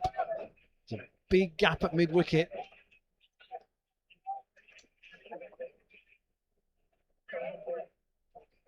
Alfie Ogborn is on the field as a sub-fielder. I'm not sure who that's for at the moment. I'll try and work that out. Here is Ogborn on the chase. And they'll come back for 2. That's well run. Yeah, be careful, he's left-handed. So I would assume it would be for one of the batters. I can't think why you'd... Is it Benton? No, Benton. Benton's keeping. Banton's keeping, and Rue is on the field, so it's not Rue. It's Tom Abel. Hammond. He's pulled that away off a bottom edge. I can't see Tom Abel out there. Yeah, James Healy's just given us a nod to say that it is Abel. Apparently he was not on the field. So Alfie Ogborn fielding for Tom Abel. There's winners of the shirt up on the screen from those lovely people at Hire. I wouldn't mind one of those blast shirts. But if you buy a ticket for the game against Worcestershire on Sunday, your email will contain details of how you can win one. So get your tickets. You never know, you might get a free bit clobber. Ian Randall likes his so much, he wears it out to the nightclubs of Gloucester. That's in the air, that's going to be out. Hammond hits the splice. And Thomas Rue might not be the tallest, but he grabs that one. And Gloucestershire are 18 for 1. Overton strikes. Hammond, the aggressor. Goldsworthy with the catch. 44 and 45 with their 2 shirt numbers. Always easy to see them when they're of similar build. So Cameron Darrowall out with some instruction and maybe a drink for Darcy Short. Joe Phillips out at number 3. So we now have a left-hand, right-hand combination and a bit of knowledge passed on from Darcy Short in terms of what to expect from this Bristol pitch. Yeah, Phillips runs up at Headingley, got 40 odd up there. That's his only blast game though. Yeah. Here he is. Whoa. Has a little flirt at that one. Flutters his eyelids at it and says, "Do you come here often?"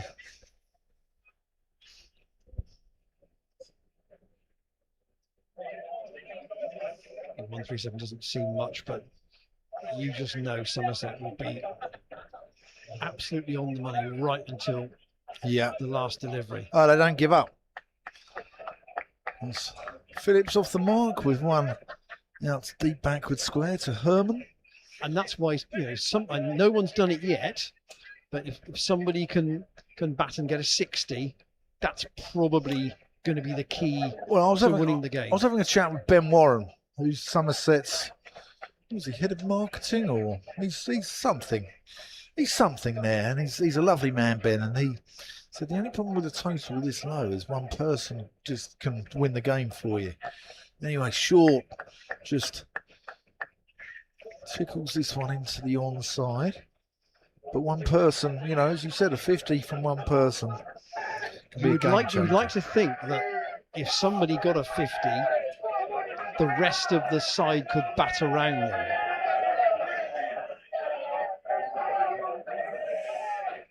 This is a tight over from Overton, and he's got a wicket already as well. Yeah, he's going into the body of Darcy Short, not allowing the Australian to get his levers going, giving him no room to work with.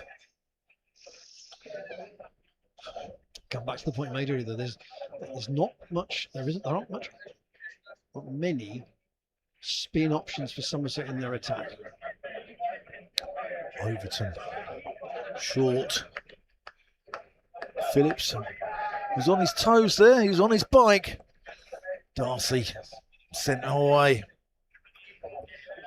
19 for 1, that's an excellent over there. One off it. And a wicket. And a wicket.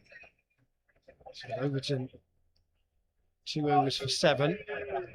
And Josh Shaw taken off after 1 over, which cost 12. And Lewis Gregory's going to bowl himself. So the skipper into the attack early. Yeah, I think he has to, whilst there's still a bit of lacquer on the ball. I think it does get easier to bat here as well. The ball seems to go after about 10 overs. Gregory. And then to Joe Phillips, who'll steer that away past the fielder at short third man. There is an all-orthodox deep backward point, and therefore they'll only be able to take 1. Somerset put in earlier on 137 for 8. They were 33 for 4 after the power play. They were 54 for 4 after 10 overs. So they got 83 runs in the second half of the innings, which was some sort of a recovery. Gregory to short. Down the leg side and a wide. Didn't move very far there, Darcy Short, but the umpires have been pretty clear about what they're prepared to tolerate on the wides. Somerset's top scorer, Gregory, who made 33. Overton 28 not out. Thomas Rue 27. And Josh Thomas a brisk 21 at the top of the order, but it was a bits and pieces sort of card. That's not a bits and pieces shot, that's pulled away, 1 bounce 4. There's a big gap at deep mid-wicket, and Short climbed into that. Oh, Mr. Darcy. Speaking to a very keen Gloucestershire supporter about Short last year, where when he started, he didn't seem to have much form at all. And by the end of the competition, as we know, he was Gloucestershire's leading run scorer.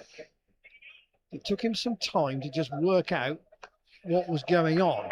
That'll be 4 more. It's just a whipped shot. That wasn't a bad ball from Gregory. That is just manufacturing that. All the way along the ground. He's put that from probably off stump. And he's gone away into those supporters on the Kennington Avenue side of the ground for 4 more. And then what he'll rely on here is Gregory overcompensating and then crashing him through the offside. Slip's gone. Gregory into short. He gets off the bottom of the bat. Didn't time it. This supporter I was saying to him about Short, he said, well, is that Leeds innings the one that sets him off this year? That's what the Gloucestershire supporters will say. Fingers crossed it is.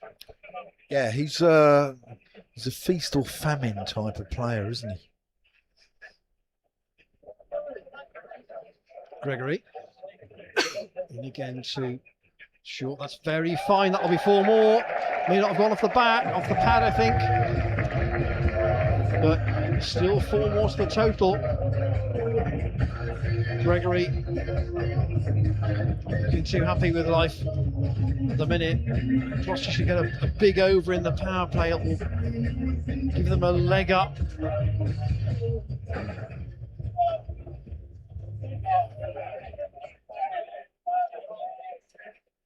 It's a freebie, that last one.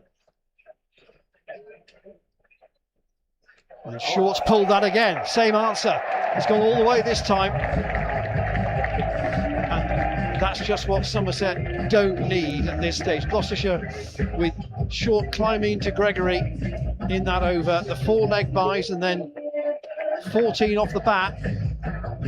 And suddenly that's nearly at 10 and over the run rate. It's 39 for 1. Darcy Short, you criminal. You just made that man spill his pint. Looks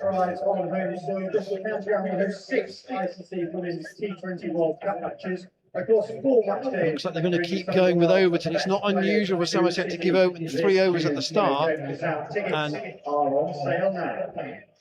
going to persist with him. He's bowled 2 overs for 7 runs. 20 off the over. Here's Overton and Phillips Oh, there could be a run out here. Oh, Phillips was toast if that hit. He was a goner. Daniel Sams with the throw. Wasn't that far away, Sams, either. He's only about 3 or 4 yards away. Maybe a bit more. Maybe 5 or 6, but not far. Maybe 3 strips. They have big penalty areas in Barnet. Phillips whips this one, but only for 1. Straight down, 1 bounce to Herman.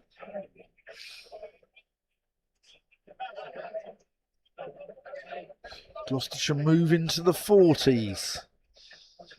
So the target, 98 needed. yeah, the target is now down below 100, isn't it? Yeah. Which is, it's a small psychological point, but, you know, think about it in tens. Short. Oh. Overton having words of praising Darcy's technique.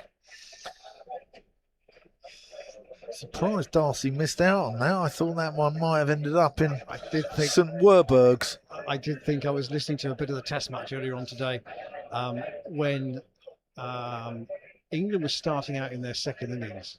I can imagine that after this ball. There we go, that's in the air. Oh, tantalisingly short of Alfie Ogborn out there as 12thers. And the line was that the banter from the New Zealand slip cordon and keeper would have been, it's still doing plenty. Which I thought was actually quite a clever one. To Emilio Gay and Ben Duckett. There's a horrendous mullet on the Kiwi keeper, isn't there? Absolute shocker. I know it seems sort of very de rigueur, that sort of look now, but it's not for me or you, Ian, is it? That's a dot ball. 1 ball left in the over. Overton's bowled well though, but he's only got 1 over left after this. And they tend to bowl in 3 at the start and 1 later, so you can be tempted to think, well, keep going. He's not been expensive. Oh, Phillips has nailed that. The stump has cost him 4 runs. That is the over, so 41 for 1 at the end of the 5th. At this stage, Somerset were 30 for 3. At the end of the power play, they were 33 for 4. So Gloucestershire already 8 ahead, 3 wickets in the bank and an over in the bank in the power play. Jake Ball is being called for by Lewis Gregory. Surely, after an over that cost 16 and off the bat and 4 leg byes, that change was inevitable.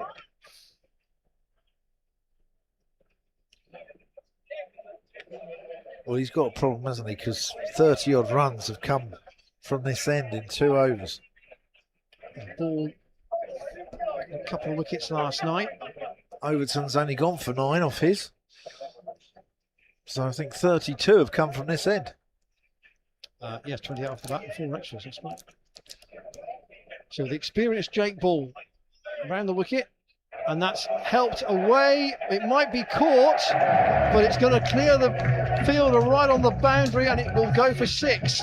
Short once more, just got enough on that. He knew that was the shorter side of the ground. In the air a long time. But even the jump of Herman, not enough. And actually that might have been, if he did leap to it, he might have been just patting the ball back inside rather than actually catching it, because he conscious where his feet were. Ball again. Short fires that away. That'll be 4 more. And at the moment, Short is getting Gloucestershire off to the kind of start they wanted. Yeah, there's the 50 up.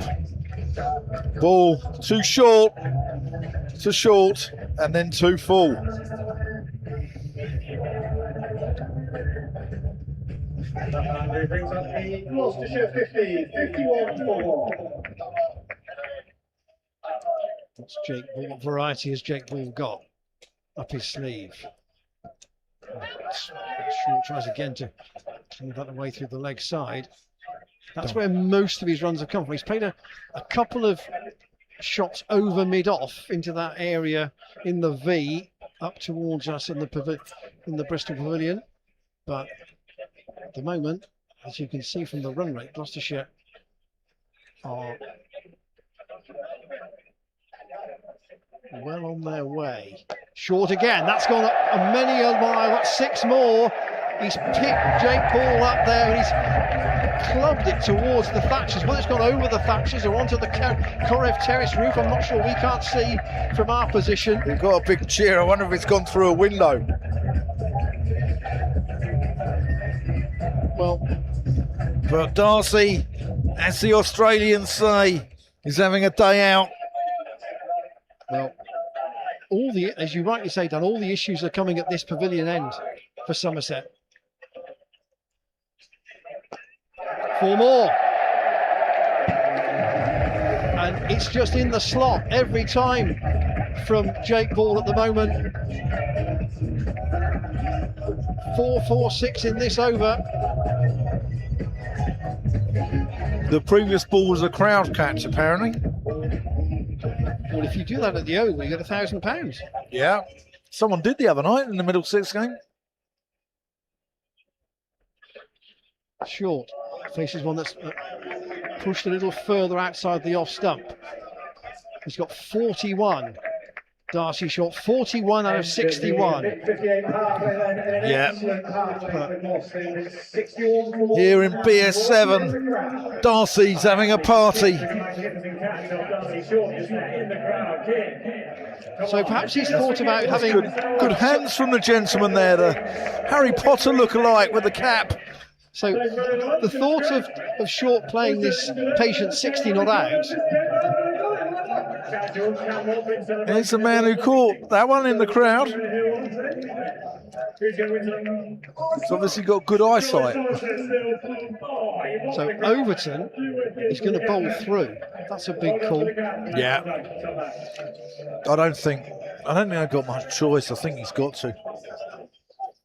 I think they've got to gamble. Oh, Phillips having a little fiddle. In a way, you can have a look because You can. Short has 5 4s and 3 6s in his 41. They've got the rate right down. Yeah.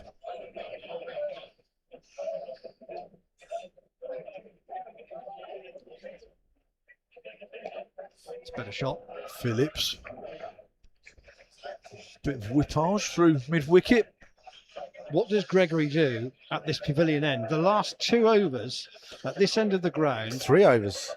Yeah, but the last 2 have cost 40 runs. 36 off the bat and 4 leg byes. I think you can go further than that. Yeah. And say that 52. It's 52 and 9. 52 off 3. Here's Overton. Oh, Darcy! This is why he is loved in Bristol. That is electric. The noise that made off the bat. Stuff that dreams are made of. Maybe that innings at Leeds was the platform.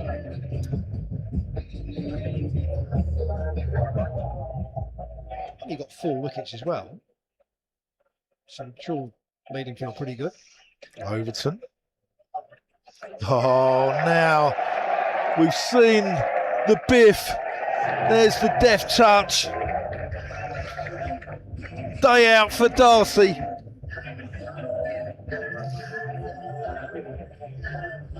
It's not all biff through the leg side, is it? No. No, he's There's been quite a lot of that, mind you. 50 partnership there. Phillips has got 4 of them. Short 43.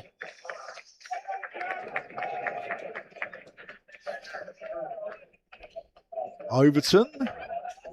Oh, now gets down the other end. 50 for Short. And that is a 50. I was just checking whether it was a leg by or not, but it is a 50. 7 4s, 3 6s, just 22 balls. Oh, Mr. Darcy.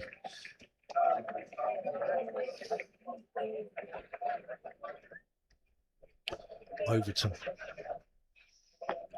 Oh, is that going to be out? No, he's just got enough on it, but not enough to get over the boundary. It's not stopped by Goldsworthy. Yeah, it is. Cornishman denying the Cornishman a boundary. 75. Overton's finished his stint. He's Yeah. got 4 overs, one for 21. So it's 73 for 1 at the end of the 7th.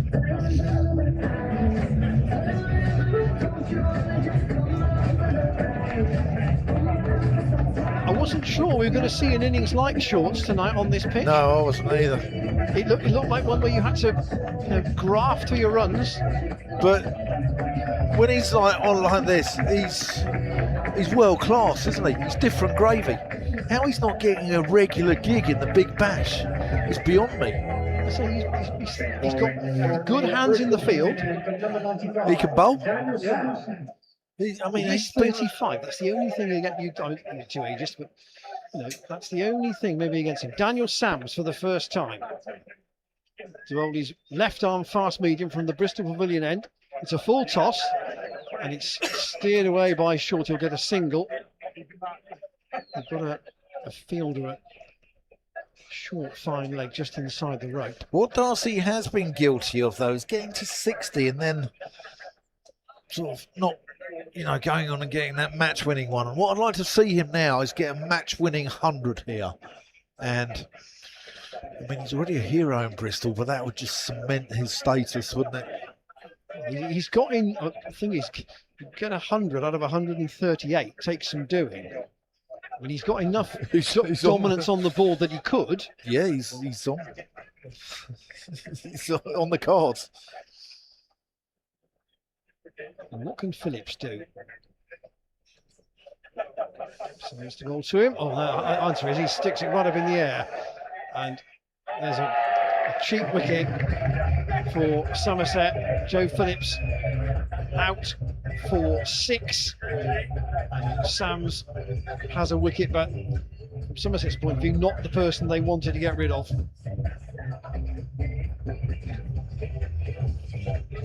Yeah, that's maybe just a little bit of an experience from Joe Phillips. Another 2 overs of this. Somerset, I think, would have given up. Still 64 to win.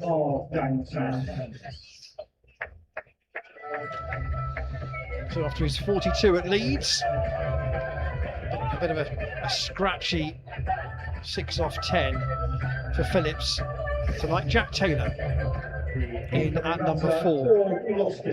Because it just proves how flexible that middle order is. We thought Jack Taylor would come in at 6. Yeah, we thought Ollie Price would come in at 4.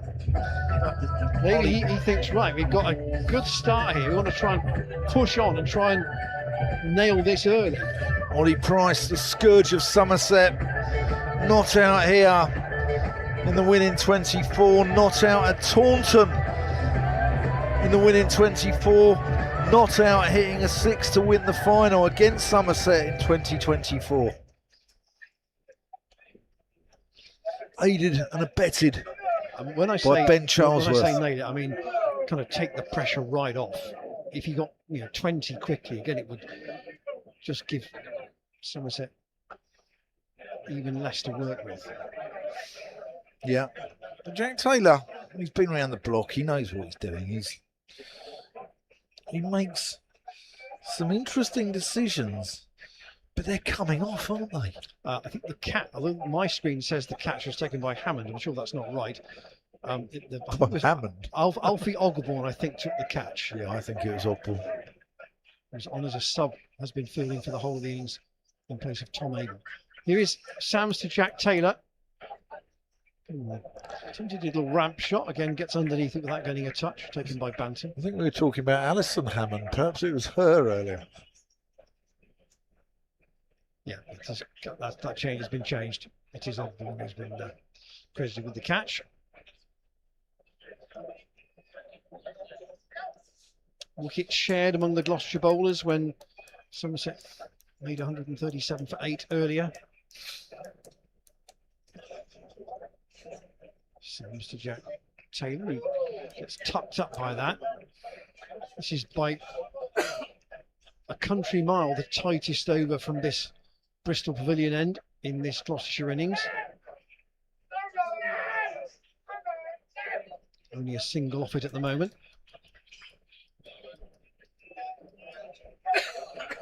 Just give you an idea. Somerset were 54 for 4 after 10 overs. That's where they were at halfway. So Mr.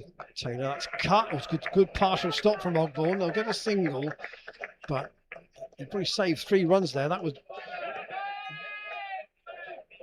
every chance of going all the way to the rope in front of the marquee. Has he changed his shirt number? I thought he had 98 on his back earlier. 95. Oh, Ogborn? Yeah. No, well, Ogborn isn't in the team, obviously. No, but he was number 3. Yeah. Which he still is. Okay, I had him down as number 98. Maybe my eyesight's failing me. Maybe I need the glass of that man who took the catch in the crowd earlier. Gregory is going to bring himself back from the Ashley Down Road end. So Overton, 4 overs, 1 for 21. He's bowled out. At this stage, Somerset were 46 for 4. I think the only way Somerset are going to win this is by bowling Gloucestershire out. Taylor. Didn't time that. No. Showing the timing of one of those watches I bought down Romford Market the other week. 24, Lewis Gregory. So 5 seamers used, no sign of Goldsworthy. It's getting to a point where have they got enough runs for Goldsworthy would be the challenge. Well, I think they have to get him on sooner rather than later. Because there's 62 to win now. It's pulled now into deep mid wicket and short ambles through for the most languid of singles. It was a Yannick Sinner smash, wasn't it? It was, yeah. Yeah. The DLS, which I don't think we're going to get any rain, but it's always a good yardstick. And that's showing 55. And his current score is on 77. So Gloucestershire in pole position, but getting over the line. That's played nicely by Taylor. There's going to be a couple here. Gets it into good areas. Shorts quickly back for a second. I mean, there is no need for histrionics. No, from here. No, absolutely not. The field is out. I mean, Gregory could bring it up, but that would be a risk. The field is out. Pick the gaps, run hard. Yeah.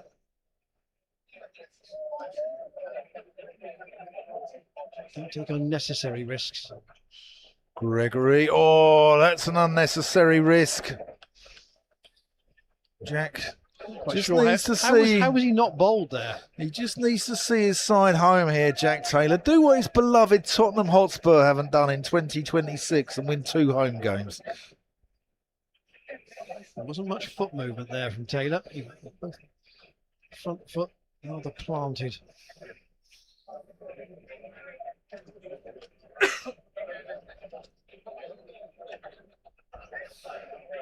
Gregory. Oh, it's all going Gloucestershire's way. Somerset must feel like they've run over a black cat.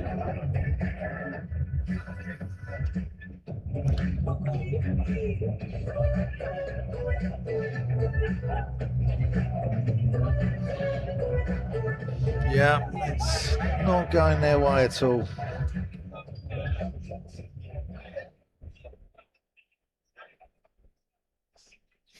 Short a bit become. There hasn't had a lot of strike in the last couple of overs. Again, Yannick Sinner. And Taylor will steal the strike again. 84 for 2. At this stage, Somerset with 50 for 4. Just by sitting in your seats. We're in the man's stand. Yes, there wasn't really a big over until almost the 19th for Somerset. It was 18 runs off that over, but it was a bit late for them. and drinking the Qantas cider. There's a chap there having a beer. Looks a bit like Elton John. At the time. He's a rocket man. Sam's to bowl his second over from the Ashley Down Road end. Cut. Firmly and all the way for 6 by Jack Taylor. It's a favourite shot here at Bristol. I know the boundaries are long, square of the wicket, but if you do bowl it short, Taylor has room to cut that away, and it's just get about a yard over the rope in front of that hospitality marquee. Sams will try again, staying around the wicket. Slower ball, and Taylor read it and just played that very softly back to the bowler. He just about read it. He almost pushed it back into his hands, didn't he? But it's good enough. A bit like your English literature O-level, Ian. Just did enough. I did actually. Just. It's not the most compelling list of books we have to do, I must say. Sam's rather. That cut again by Taylor. That's all on the ground. Ogborn can't stop that. And it's in the same space. Again, a bit of width offered by Somerset. And Taylor will say thanks very much. No criticism of Ogborn there. That went past him really quickly.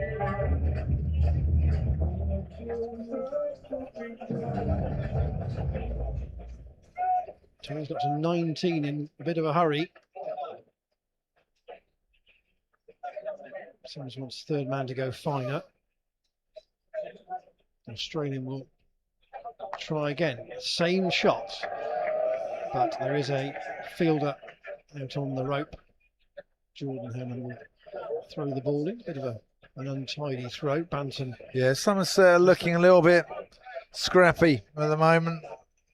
Banton deflated. Lots of throws coming in at Banson's toes and just not looking as tidy as they have as a unit that have come here in previous years, perhaps. Sure. A bit starved of strike in the last 3 overs. Fielders being dispatched to all parts of the outfield. On the rope now. Massive gap on the leg side inside the circle. And they'll think about a leg by after that was fired in by Sams from over the wicket. I don't think Short wants to deal too much in running 2s at the moment, do you? I just get the impression that I think he's quite happily dealing in 4s and 6s. 7 and 3 respectively.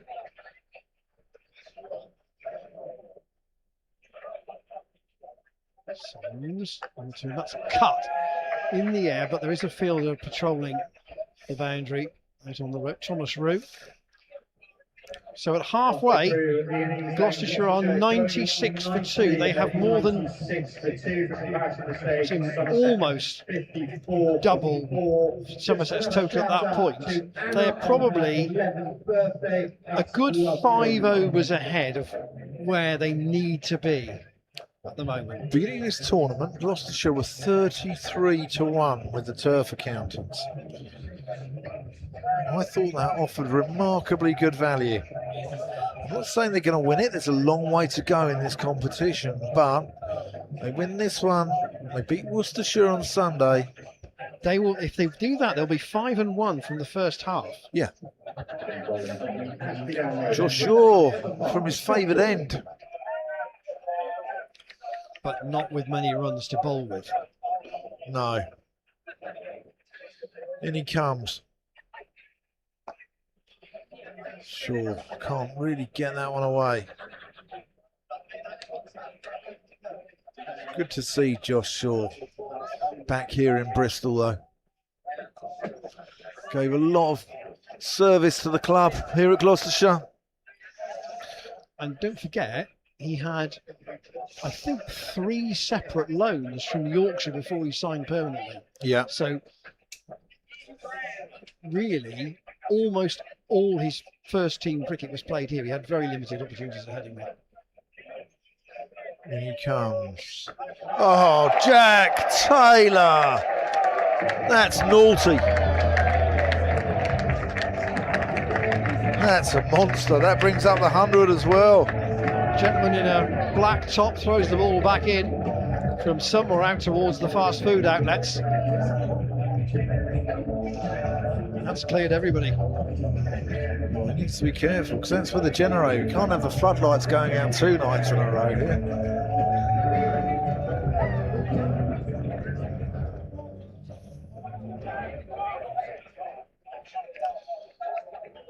Sure. Taylor doesn't time that one, and he'll amble through for a single.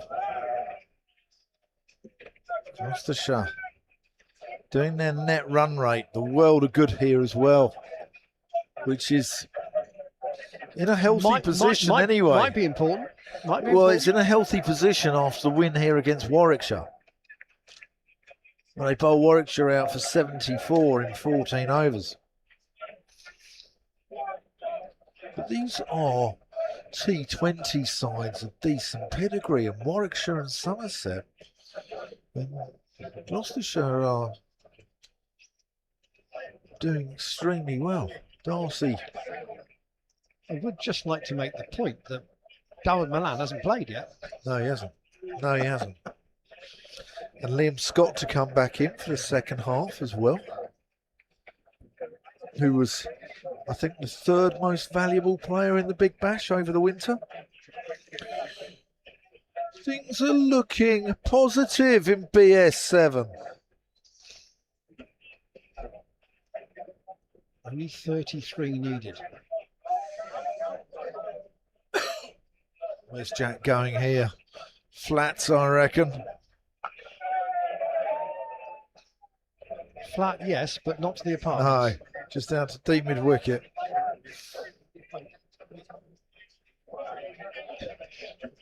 Gregory was thrown the ball by Banton, and he slung it on its way to the fielder back towards Shaw in a very dismissive kind of sense. Yeah, Somerset do not look happy. Their body language is poor, and they look like they can't wait to get out of Bristol.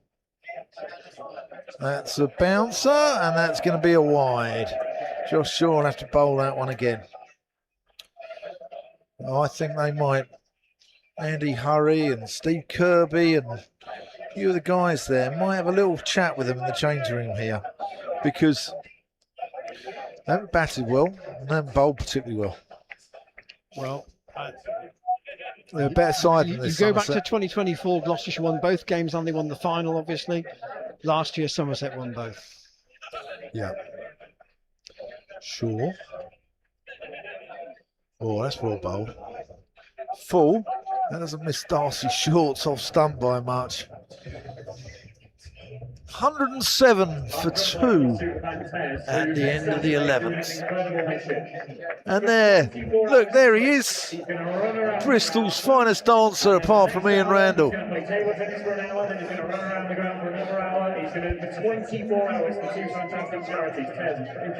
Here he is, Tez.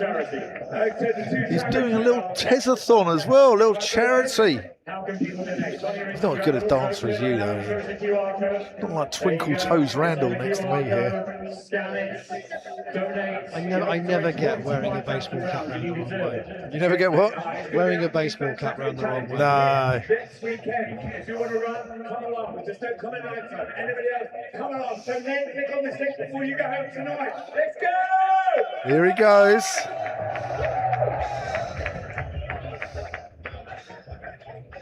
He's not going to dance. He's not going to dance. So Jake Ball's being brought back. Getting ball 1 over for 20.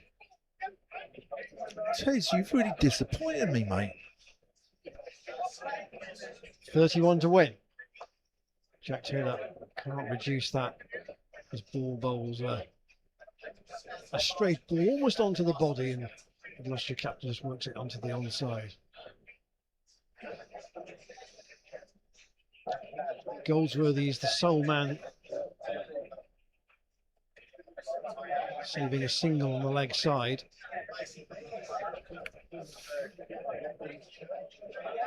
Taylor pulls that past Goldsworthy. That might go all the way for four. He split the field once again, and the ball again wins the race to the rope. That wasn't far away. But you know, Goldsworthy's got, he's not the tallest, he's got a massive area to cover. It would be a careless shot from Taylor to pick out the fielder with his team in this position. Yeah, but that's the way Jack Taylor plays, isn't it? And ball again to goal two. He's got off the bottom edge. That's going to go fine. There'll be a couple. Well, hauled in down in front of the apartments.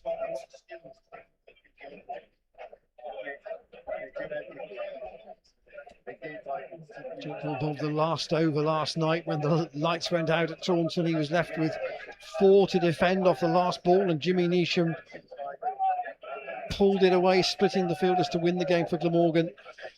So a miserable end to last night for him. He did get a couple of wickets, but tonight he just has not. Darcy Short Looked a danger at all. Short over the infield.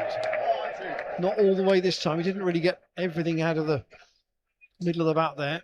And he'll just get a couple as it drifts away towards the straightish extra cover. Well, Darcy Short's put the lights out tonight. He's delivered the knockout blow. 57 from 30 balls. He's flicked the switch.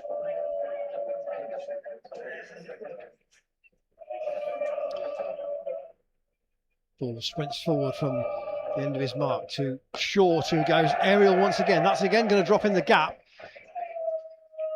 Odd ball on the chase, and they'll come back for 2. He's hit that area on the offside. You might say that's a touch fortunate because he hasn't middled those. Or are you bowling the wrong ball to the field that's been set for you? It's full, it's outside off stump. It's going to go over the top of extra cover, and there's no cover there. Well, there's cover on the rope, but Short hasn't. But look on the leg side. He should be going into the body here. It's a floater outside the off stump. He's got one at deep backward square. He's got one at deep mid wicket and one at long on. He should be going into the toes and out leg stump. That's the field that's been set for him by his skipper. 116 for 2 off 12. Gloucestershire need 22 more.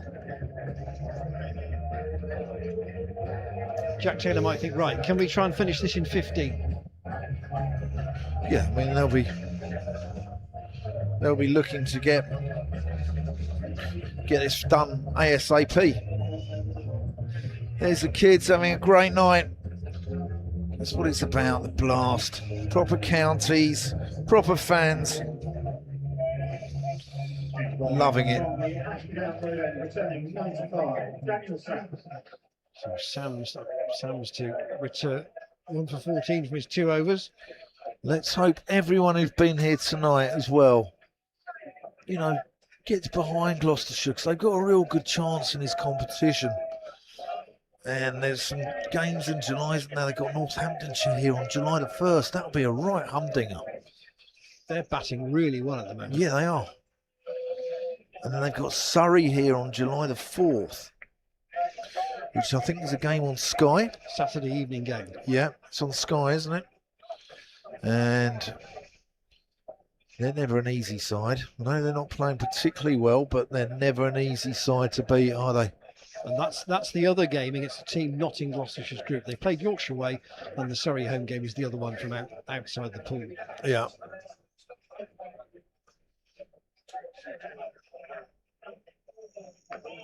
Who's this? Sam's heaved out to deep mid wicket for 1.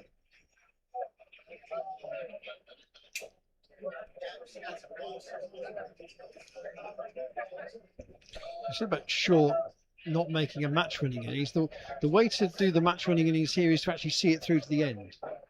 He's not going to get anywhere close to 100 from here now. Only 21 needed. No, exactly. Get yourself a little red income, good for the average. Just a reminder, tickets are available for the Women's World Cup games here in Bristol. Oh, that's not gone far enough. I think that could be out. Oh no, he spilt it. And it goes over the boundary to add insult to injury. And nothing is going right. It's a difficult catch, but he was in the air for a long time. But he didn't sort of really get there, did he, quickly enough? Young Thomas Roux. He dropped one last night, didn't he? And he's dropped one tonight. They normally have the gloves, of course. Well, not normally, but they might expect to have the gloves in certain instances. But with Banton in the side, why wouldn't you give him the gloves?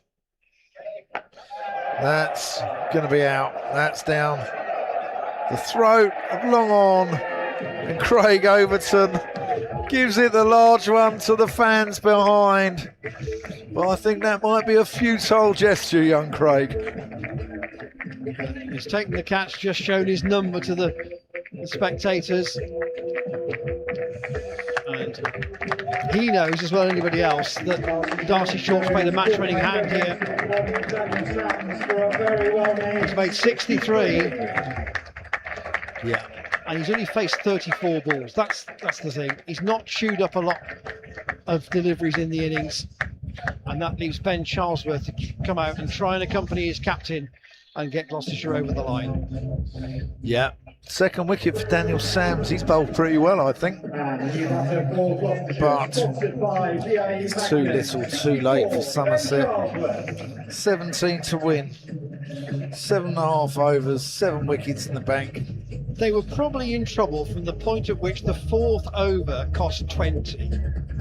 When you're only defending 137, you can't really have anything like that. Somerset to win this. Well, Lazarus will be proud of that one, wouldn't they? In fact, they were 61 for 1 off the power play, compared to 33 for 4. They were, in relative terms, they were sprinting off over the horizon. Sams. Sure, Charlesworth. Got to be careful, he just doesn't get any gloves on that. Charlesworth just needs to just not let the door open for Somerset. Quick bang bang now. Probably still too little too late, but just don't allow them even that faint glint of hope. Pulled by Charlesworth. That's going to be at least 2. Roux. Or is that Goldsworthy doing the fielding out there? Touch facetious perhaps, but Gloucestershire winning the game early allows more drinking time for spectators. Could be good news for the bars. What a shame we've got to drive to our respective destinations in.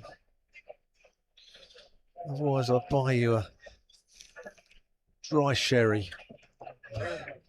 Charlesworth digs out a Yorker. End the over. 123 for 3. The support for Jack Russell Pakistan has been absolutely magnificent. You deserve a free t-shirt. I don't think the man of the match will be too difficult today because the bowlers shared the wickets. I think it's Darcy. Yeah. It's got to be short, hasn't it? Yeah. There's scatterblast. T-shirts going around the crowd.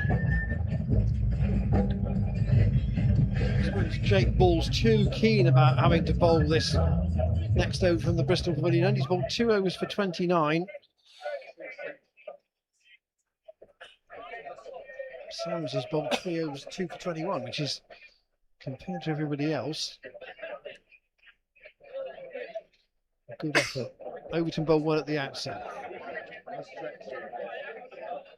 Off the hip of Jack Taylor. Via the bat. Well, no bat. Leg by. So Jack Taylor won't mind. He'll take it whatever way it comes.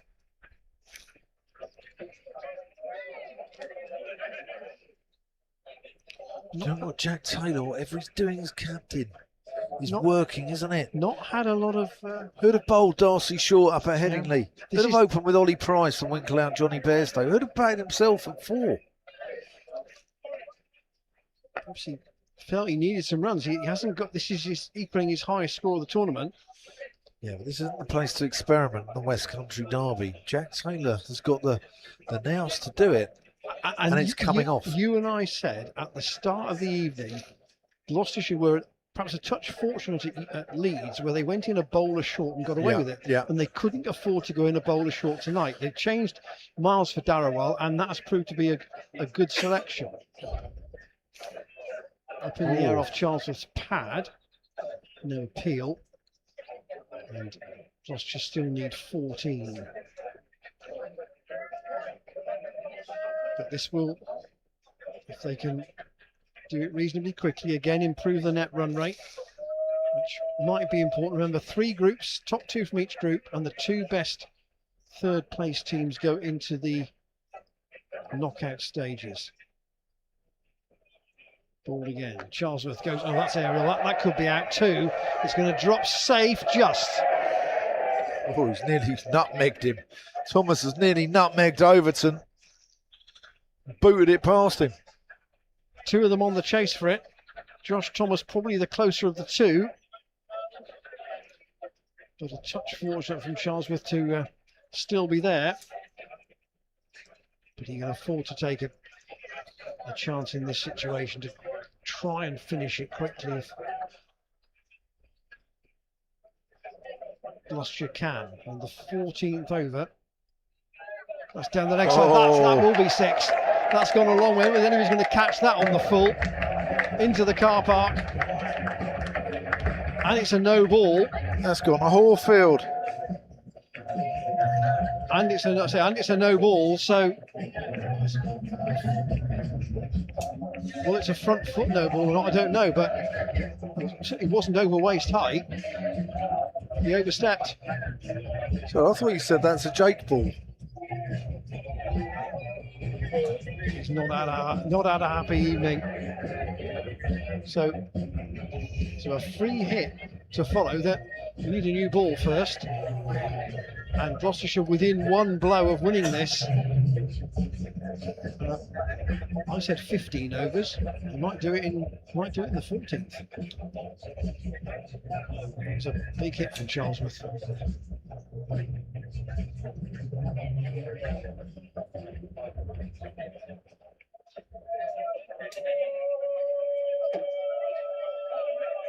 That's a no ball. The next delivery will be a free hit. So what does Charlesworth do here? He could win it with 1 blow, and he's tried to do so. He's wound himself up and he's completely missed it. Semi-inevitable. Still 2 balls to go in the over. I'm sure Charlesworth and Jack Taylor might have had a laugh at that, but that was a genuine opportunity to launch everything at it.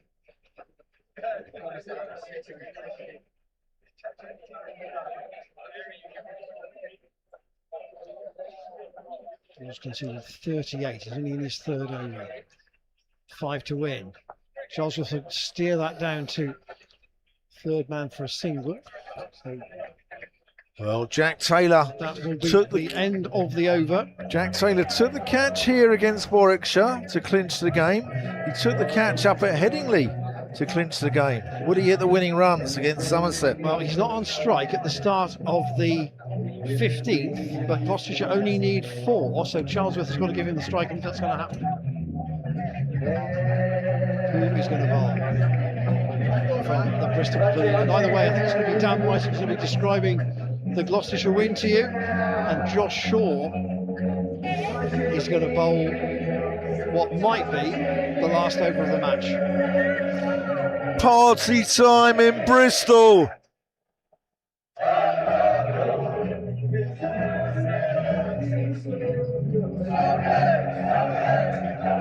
Carnival atmosphere at the Sea Unique.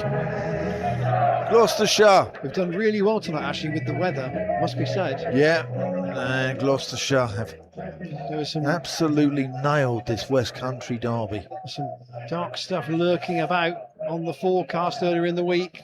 Yeah, there was some like small but really heavy stuff due to come across the Bristol Channel, wasn't it? Sure. To Charlesworth. And that is that. Gloucestershire win the Cider Derby by 7 wickets. And to be honest with you, it was a lot easier than anyone expected. Well, I said to you earlier on that I didn't think 121 would be enough. I spoke to one of our colleagues who produced what they call the in-bowl screen material for supporters at halfway, and he said, what about 138? I said, well, I think they're in the game at 138 unless somebody gets a really fast start, and of course that's exactly what Darcy Short did, and that took the game away from Somerset in the power play. 61 for 1 in the power play when you're chasing 137. There was no need to take big risks after that. Short kept playing. There was still another reasonably big over after the power play with another 12 and another 12 before you got to the 10th over, and Gloucestershire was sailing towards victory at that point. It's party time outside the Thatcher's Bar. The boys and girls of Bristol having a boogie. I enjoyed that one.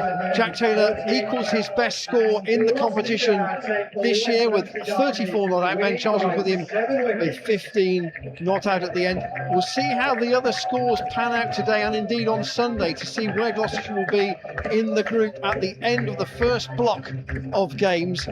I met a friend on the way into the ground tonight and I said, this is a big weekend for Gloucestershire. If they could go back-to-back wins, they would be 5 wins and 1 loss only from the first group, still with Milan to come, still with Liam Scott to come.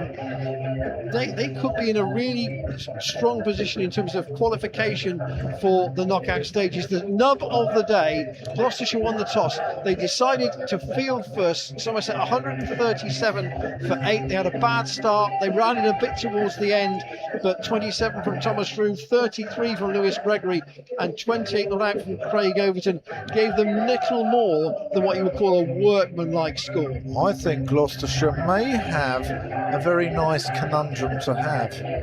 If Duan Jansen is available for the second half of the blast, do you make him an offer? Do you make him? I think you have to, don't you? I mean, it all depends on money, and I don't know. I'm not privy to these things, but he has been a great replacement. Oh, for what Liam a bit of Scott recruitment! While he has been away. Credit to John Lewis, David Graveney, and people like that for going out and finding him on international duty with Australia. Yeah. Gloucestershire's chase, led of course by Darcy Short. 63 he made from 34 balls. He was the power at the top after the loss early on of Miles Hammond. Joe Phillips struggled a bit, but Short and Jack Taylor got Gloucestershire to within 17 of victory. 2 wickets for Daniel Sams, 1 for Overton in the Gloucestershire innings. The Somerset wickets shared by Jansen, Delanger and Matt Taylor hooked 2 each, 1 each to Miles and Jack Taylor. And Gloucestershire won this derby here this evening in Bristol by 7 wickets. Jack Taylor gets the man of the match, rather surprisingly. Thanks to James Healy on all the pictures for tonight. If you've been watching at home or wherever you've been following with us, we'll be back on Sunday with coverage of both the women's and men's matches against our friends from Worcestershire. The men's game is at 2:30, but the women's game starts at 10:30. So don't forget to have an early breakfast, and we'll see you on Sunday just after church. Enjoy the rest of your weekend. Until then, we'll see you then. His talent, his ability, because it was impossible to get away with it. Yeah, look, I think he's really in control of his game. He's very clear on the field as to how he executes. He's been a great addition for us. In terms of the halfway stage, clearly it was a slightly below par score, but what was the message? What was the attack going forward?